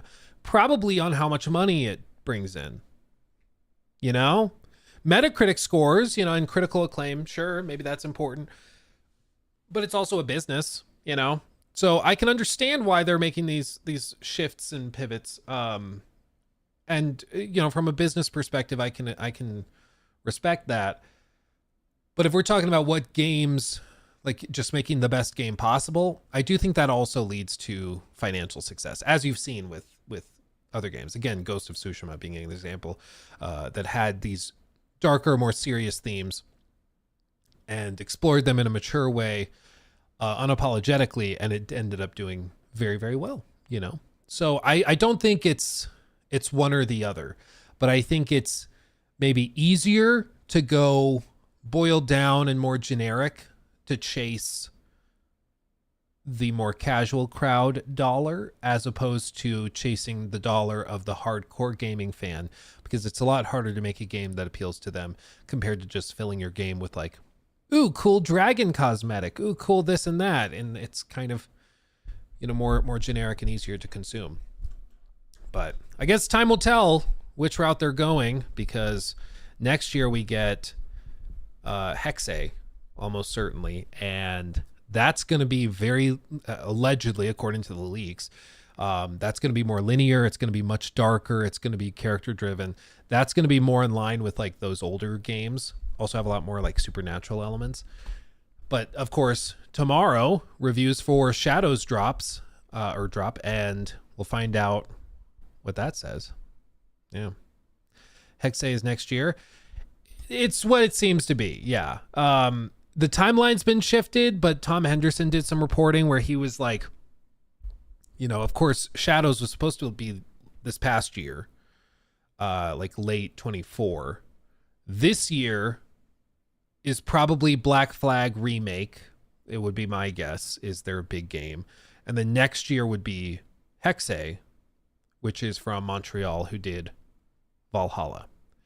Maybe Hexe comes out even sooner than that, but I would guess it's probably next year.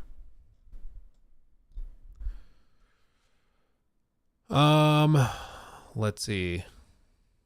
I'm braced for impact. Can't wait for tomorrow's review. Yeah, dude.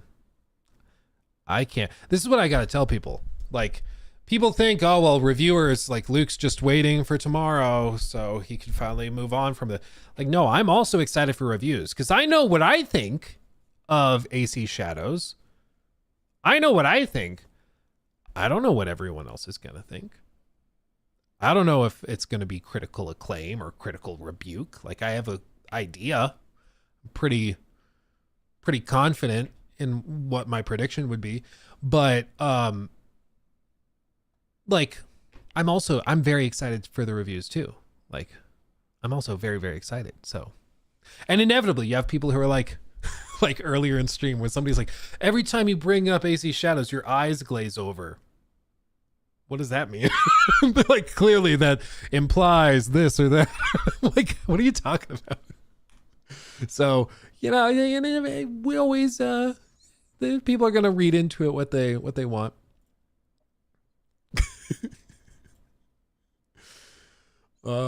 Like I saw somebody posted to a subreddit in a comment thread. They were like, Luke refused to say his Metacritic prediction for the game. So it seems pretty clear he hates it. It's like, no, I refuse to say my Metacritic prediction because that would imply what my score would be, which would break embargo. So I'm not going to tell you what I think of the game's Metacritic score. Like, I'm just not going to tell you. That doesn't mean that I hate it. That doesn't mean I love it. It just, I'm not going to tell you, Yeah. Can it be that reviews come online at midnight? No, it's like, it's tomorrow in the morning at some point. I don't remember the exact time, but yeah, not sure. Not totally sure.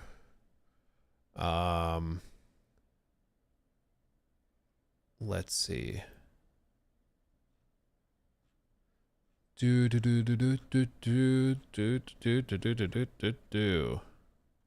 Oh, let's talk about this real quick. Let's talk about this. And then we can shift forward. Move on positively. So news segment. So there's an upcoming, let me try this again. There's an upcoming game. We've talked about it a little bit, but honestly, there's not much to talk about because the game's barely been revealed and we don't have a lot to go on at this point. But there are some things people are taking from it, looking to old interviews and then inferring from there what we're going to get. Of course, I'm talking about Intergalactic, the Heretic Prophet. I think the game probably ends up being, very impressive because it's Naughty Dog and they always make very impressive stuff, whether you love the stories or not. Technically, they're very, very impressive games. But there's not much to go on with any of this. And my insistence has been from the outset of this trailer that it's just not a very good trailer. It tells you basically nothing about the game itself. So I just don't think it's a great trailer. So I don't blame people for being like kind of not that stoked on it compared to some of the trailers we got for other games that they've done. That being said, people have gone back into the archives and they've found interviews from Neil Druckmann back during the period when this game would have started production. And this follows other rumors that are coming on, which is that playtesters who have been experimenting, not playtesters, developers who are working on the game, have alluded to it being all about player freedom and isolation. And specifically, apparently, the devs are comparing the game in structure to Elden Ring, of all games, which is surprising because like Elden Ring is very, very, very different from anything they've ever made before, but that's apparently what they are comparing it to internally and bringing up a lot. So, yeah, as you can see, as first reported by The Gamer, MinMax's Ben Hansen revealed that Intergalactic the Heretic Prophet's approach to player freedom will be inspired by FromSoft's Elden Ring, saying, I think it's fine to say now that the game was Elden Ring, that it was compared to back then. If I would have said Naughty Dog's next game is like Elden Ring, and then that reveal trailer came out, I feel like we would have been lit on fire. Back in October, Hansen's first teased information about the player freedom in Naughty Dog's next game, but refrained from actually naming the title until now. And this is something that's come up a few times, is suggestions that it's focused on player freedom, isolation, and exploration. But there's this clip that Neil Druckmann, from an interview Neil Druckmann did with the Washington Post back in 2023. Gene Park clipped this and put it up, saying, I talked to Neil Druckmann about how he's intrigued by Elden Ring. This is absolutely the track. So just listen to this little clip from Neil back in 2023. I do think I'm more recently intrigued by stuff like Elden Ring and Inside that doesn't rely as much on traditional narrative to tell its story. And I think there's some of the best storytelling in The Last of Us. Yes, a lot of it is in the cinematics, but a lot of it is in gameplay and moving around the space and understanding a history of a space by just looking at it and examining it. And to me, that's right now is some of the best joy I get out of games that trust their audience to figure things out, that don't hold their hand. That's the stuff I'm really intrigued by going forward. And again, it doesn't mean we will never have dialogue or cutscenes. I think those are tools in your toolbox. Okay. And it's about how to use all these different aspects, some of it from other media, some of it found notes and environmental storytelling. And I think there's a way to push that stuff forward, at least for the kind of games that we make at Naughty Dog. I'm really intrigued. Again, never resting on our laurels and trying something a little bit new, a little bit different that not everyone's going to like, but that's okay. And again, it's stuff that we're working on now. I can tell you that the teams are very excited by the different projects we have at Naughty Dog.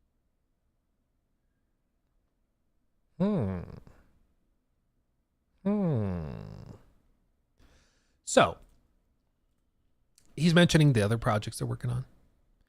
He's mentioning that he's interested in new directions, new ideas, fresh routes, techniques for storytelling.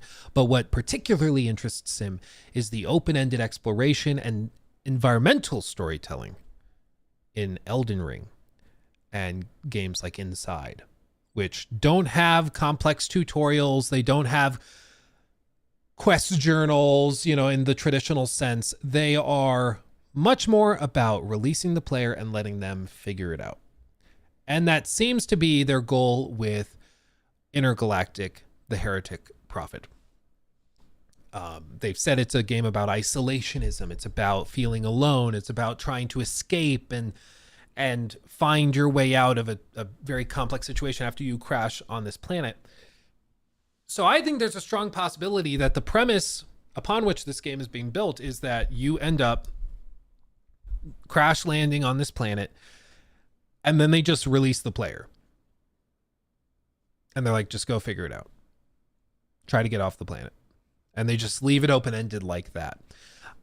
Because one of the things that Neil has discussed in other talks and interviews is that they try, when they're building this stuff, they try to figure out what their pillars are for lack of a better term. They try to figure out what the game is about, what the core aspects of it are, and then they build upon that. And if the core of the game is to literally just trust the player and not handhold them, I think that creates a much more, a very different game than traditional Naughty Dog games, which would be very interesting if people are like, oh, I love Naughty Dog games for the intense cinematics and then the set pieces and stuff like that. This game might not have a lot of that, or it might have a lot of it, but it's not in the standard structure, and it's much more open-ended, which is just very, very, very, very different,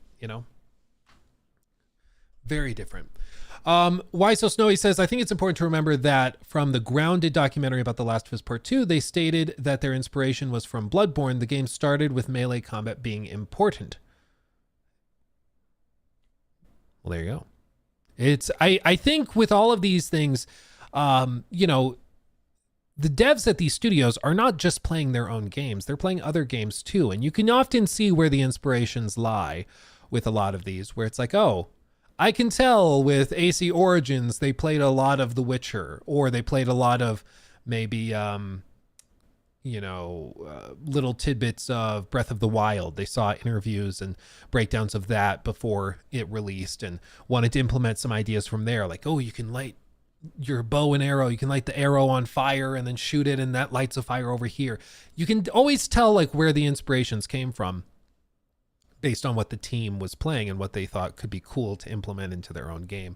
And I think that, Neil, he played Elden Ring, thought that was fascinating, and was like, why am I connecting to this so much when my hand is not being held, when they're not having to do the things we've done in our games? Why does this still work? Let's explore it. And so I'm starting to think, especially as we hear more of these rumors and discussions, interviews about this type of thing, it starts to make me think that this is going to be very, very different than people expect, which just reaffirms the idea that I think the trailer didn't do a great job of communicating what the game is going to be, which begs the question, like, well, then why have the trailer? But still, who said you buy her hair as DLC? How dare you? Let's see if there's anything else in here. Yeah, Hansen said that the title would have a lot of player freedom, was similar in structure to a certain game, but didn't want to say what game he was referring to. I think we talked about this on stream, this initial post where he was like, it's going to have a lot of player freedom, but I don't want to say what game people are comparing it to. I heard from someone very in the know who worked on the Heretic Prophet that they're like, Jesus Christ. The tone was like, you are not ready for how amazing this thing is going to be. The tone was, I'm not going to say the name of the game they compared it to. Now we know it's Elden Ring. But they compared it to a game with a lot of player freedom. So for months and months, they've been suggesting, at least, this person who has contacts, allegedly, is comparing it and saying, this is basically Naughty Dog's Elden Ring. Probably not entirely focused on boss fights, but maybe they end up doing that. But either way, it's going to be very different from The Last of Us, from Uncharted, from any of these games that they've done before, which is interesting. Because sometimes new genres, new approaches from studios that are very accomplished, sometimes that goes fantastically well. Other times, not so much, but sometimes it goes fantastically well. And I am excited to see what they've got, because this is very much a new thing for them. So we'll see. We'll see. I love how people are so offended by the baldness. I mean, if you're trying to meme on it, there's not a lot of other things to meme about. So, I wish there were like some more creative jokes, but granted, the trailer wasn't that varied. So, we'll get there. Let's see. I don't want to play as Asmund, dude. Can you imagine if there was a play? Wait, wasn't there a clip of somebody that put Asmund in their game Hold on. I just had a flashback to like a YouTube short I saw.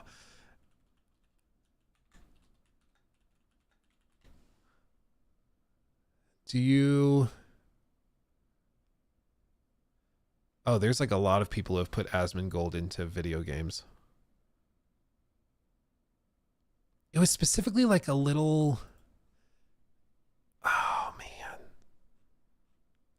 I was just like scrolling through YouTube shorts and it popped up and it was somebody had like made a little goblin looking version of Asmongold. And it was actually like kind of ridiculous how accurate it looked. And he was like, that's actually pretty awesome. I can't remember what it was for though. Did you guys see that too? I don't know. It is funny that like there's so many people that will make horror games just about his bedroom, but that's funny. Oh, dude. Ubisoft reportedly has an anti-harassment plan in place for AC Shadows developers. The lead up to the release of AC Shadows has been very ugly, and Ubisoft is bracing for launch day. They've reportedly implemented an anti-harassment policy for developers to protect them from potential backlash on social media. Assassin's Creed Shadows has been the target of persistent outrage from some corners of the gaming fandom, primarily due to the presence of Yasuke, a black samurai, which has amplified unhappiness with pre-release missteps and mixed messaging from the company. The game itself looks promising. Our full review will arrive tomorrow. And Ubisoft says pre-orders are tracking solidly, but it's still an ugly environment in which the launch of the game. Quote, we're advised not to post on social media that we work at Ubisoft to avoid harassment, one employee told French site BFM TV. Beyond that, the company has apparently also worked with Canada's communications security establishment, the country's national cryptologic agency, presumably because AC Shadows is being developed by Ubisoft Quebec. Is this like the NSA, but for Canada? Do we have any Canadians in chat? What is the communication security establishment? What is that, like the NSA or something? I don't know. That's crazy. It's an initiative from Canada. A source says there's a team that monitors networks and acts quickly in the events of a targeted attack. Okay. Unlike what we've had before, this is serious, the source said. It's extremely unfortunate, to put it in the mildest terms possible, that this sort of thing is necessary, but increasingly it is necessary. Targeted harassment campaigns and torrents of random abuse continue to grow. In 2023, for instance, Bungie said Destiny 2 developers were being subjected to ongoing harassment despite a $500,000 win against an abusive fan. What is this $500,000? Did they like sue them? Bungie recently won nearly $500,000 in damages from a Destiny 2 player who subjected one of its community managers to repeated racist harassment and threats. What? From July of 2023. Dude. So some dude was like harassing a developer, a community manager, with threats, harassment, and racist abuse, and they actually won $489,000. Jesus, dude. I didn't know that was a thing.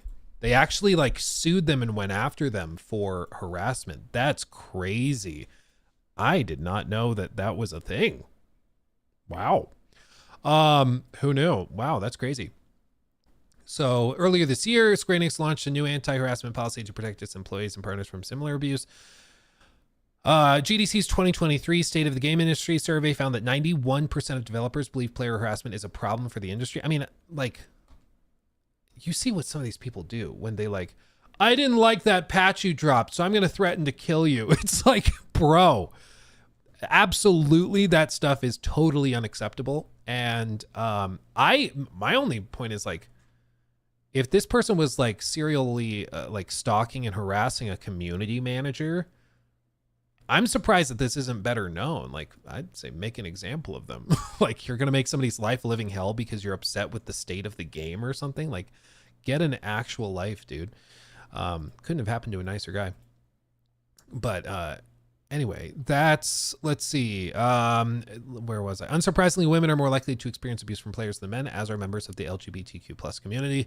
Ubisoft has previously pushed back on some of that abuse, while CEO Yves Guillemot made a fruitless attempt to mollify angry gamers in 2024 by saying that the company's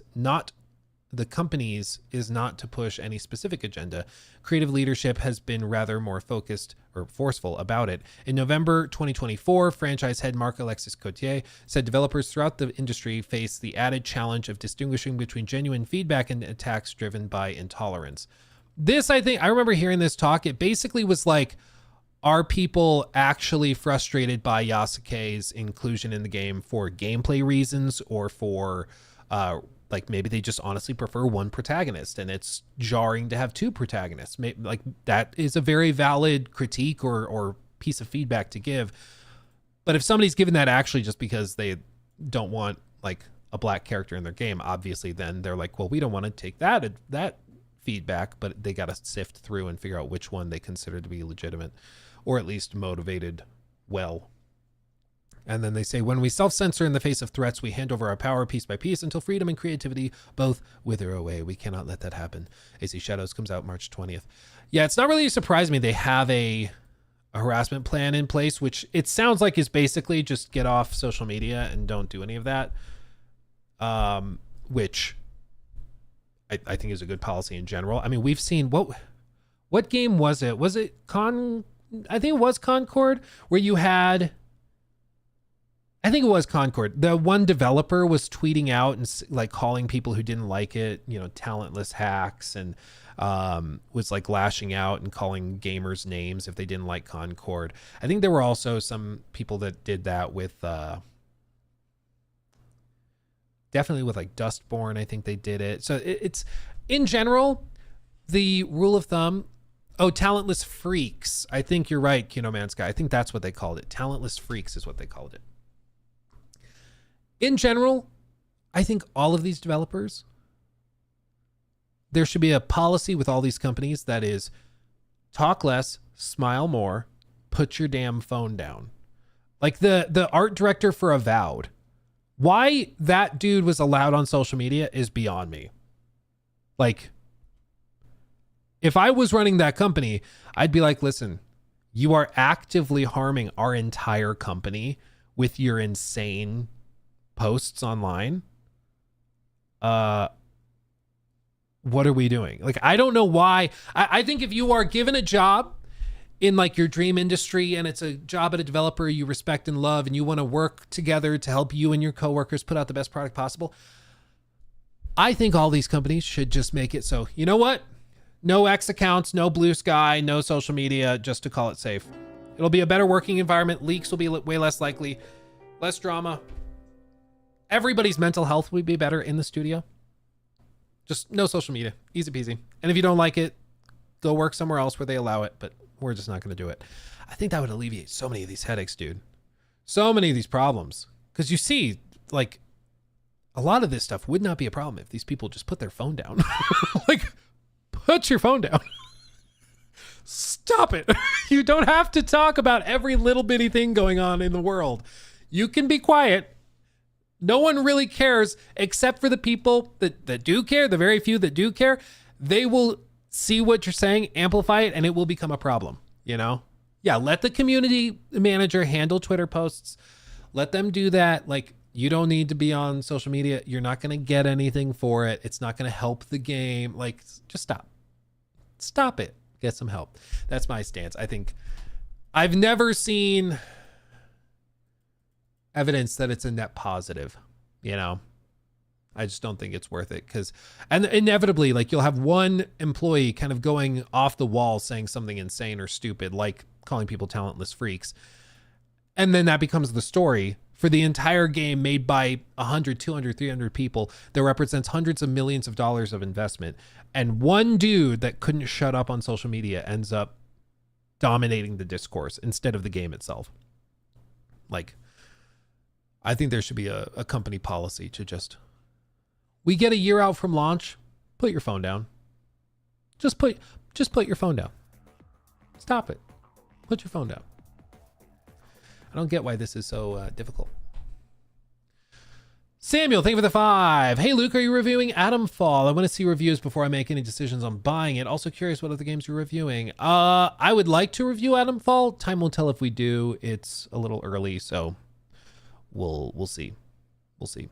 Thank you for the 5. Also curious what other games you're reviewing. After Shadows, I'm not currently in possession of any like review codes or anything. So after Shadows, I am good for the time being. But yeah, we're working on our lineup of other reviews through the rest of the year. We'll see.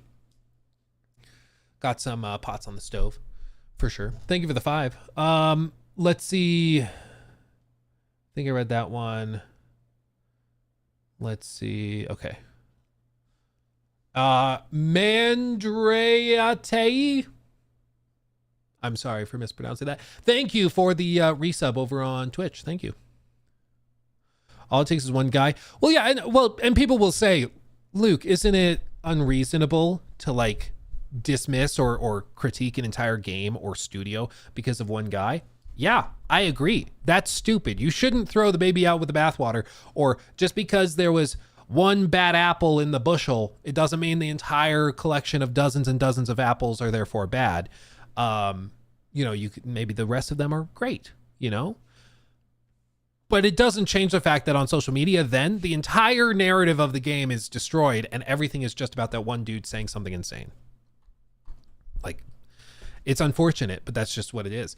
There were like a lot of interesting previews and discussions over like Avowed and what Avowed was going to be when it launched. But every time we would talk about it on stream, inevitably you just get flooded with chat messages of what this one moron was saying online. And I did not like what he said. If he worked for me, I would fire him. I'm not in charge of Obsidian, frankly. It's going to come as a shocker to some, I'm sure. But like that became the discourse, that became the conversation, because that guy couldn't shut up online and people connected to it and wanted to talk about it, which you can't fault them. If people want to talk about X, you can't really be surprised that people, continue talking about it. Yeah, Axel's, you're right. It's like in the stock market. You want to be right or do you want to make money? Most of the times you can't have both. Yeah, no, exactly. It's like we can complain that the world is this way, or we can just deal with it and learn to play the game as it is. Like, the rules of the game are that it's a net negative to make those posts on social media. I think that's stupid. I think it, what one developer says shouldn't affect an entire studio or a game. I don't think that's representative, but that it just is what it is. Spoken like a true Templar. Exactly. They were right all along. That's all I'm saying. Yeah, it's just... I like that, Jean-Claude. The market can stay irrational longer than you can stay liquid. Yeah, that is a great way of saying that. That's fantastic. I love that. It's just like, you can sit on your high horse. You're still going to lose, though. If that one bad person is not getting berated and we don't hear that the studio does something with them, then we can assume the studio approves with what that person says. Sure, or at least they just have a policy that they don't fire people for political opinions, which fair. But it's even just having to make that point is a demonstration that this is like an unnecessary problem. Like, if that dude just shut up, none of us would be talking about this. It wouldn't even be an issue for Obsidian. So my point is, for Obsidian, just make it so nobody can post on social media, especially in positions of leadership, in the year leading up to the game's launch. Like, just shut your mouth and everything will be fine.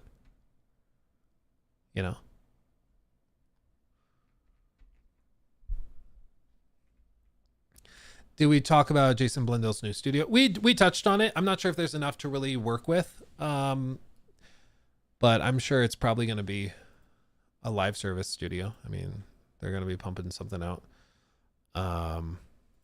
Yeah. Not that one. This one. Yeah.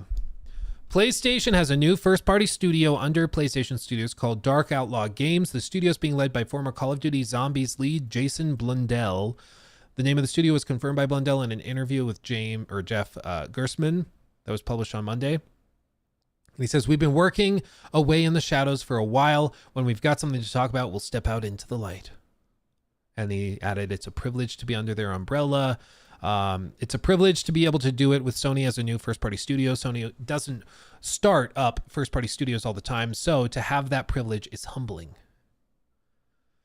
Those new hires could be for the new unannounced live service multiplayer game that began making the rounds. According to the recent job listings, this new game is still early in its development. That's even if it's the same game at all." So, I mean, they're working on some new live service game. I mean, that's just what they're doing. Step out into the light. Oh God, they're making AC Shadows too. Madrigal donated $10 through Super Chat. Thank you. First time that I catch you live, bud. You are my #1 fave creator on YouTube. Oh, thank you. Thank you for keeping it real. I can't wait to hear your thoughts on AC Shadows. Yeah, me also, neither. great hair, cool. Thank you. Great hair to you too, Pablo. Thank you for the 10. Very generous. Yeah, I'm excited to finally talk about it. And like I've said a bajillion times, I think however excited you are to hear all this AC Shadows stuff and to just hear how the game actually is, you better believe Ubisoft, everybody there that's working on this game, they are so ready to just move on. You know, I'm sure a lot of the devs are very proud of what they put together and love it and stand by the game no matter what. But I do think that they're like, this has been a nightmare from start to finish, from the reveal to now. Let's just get it out the door and we can do the next thing. Let's just do that. I'm sure that's where they're at. Like, whether it reviews as a 98 or it reviews as an 82 or as a 63, I think they're just ready to be like, let's get the ball rolling on the next project. Let's do that, you know? Yeah. Yeah, plot twist, Luke's bald. It's all part of the headset. Yep, confirmed. Confirmed. Hey from Ireland. Hello, top of the morning to you. Let's see. I don't think Obsidian publicly said we don't agree with its nutcase's viewpoints. No, I don't think they ever said that either. I think it's I think it was specifically they just took the policy of like, don't say anything. Keep your mouth shut and we'll just wait till this blows over. And it kind of did. I mean, the game ended up being good enough and performing well, so they just kind of moved on. Let's see. Are you streaming tomorrow for the AC reviews? I think when reviews drop, I won't quite be home yet because I have Orange Theory tomorrow. So I gotta go get my calories burnt. It's a whole thing. So, but after that, I think I'll go live shortly after, and then we'll talk about it. Yeah. Yeah. Let's see. Do we have anything else? Ubisoft needs to get Beyond Good and Evil 2 now. Who knows? Maybe that's their fall release. They're like, the Black Flag remake was a red herring. It's not actually a thing. It's actually just Beyond Good and Evil 2.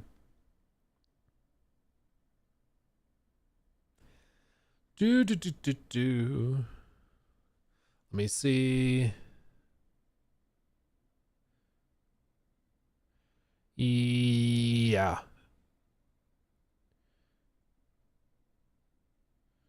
Yeah, we will be at Orange Theory when review embargo lifts, but I'll go live shortly after. Yeah. Luke's on that grind. Yeah, I've been doing good, man. I've been doing good. I gotta stick to it. It's once you take one session off that then the second session to take off doesn't seem like that big. And then you're like, well, I took off Tuesday. I can take off Friday too. And then you're screwed. You got to stick to it. You got to stick to it. If you do take something off, you reschedule it for the next day. Like no breaks. Yeah. Luke, you missed my very original and clever super chat. Oh, did I? Hold on. Let me go back and catch up on these. I can get them. Will Metal Gear Solid 3 Remake have systems similar to Metal Gear Solid 5? Asks Wooly. I frankly have no idea. Thank you for the 2. I just honestly don't know, so I don't really have an answer. Let's see. I read that one. Read that.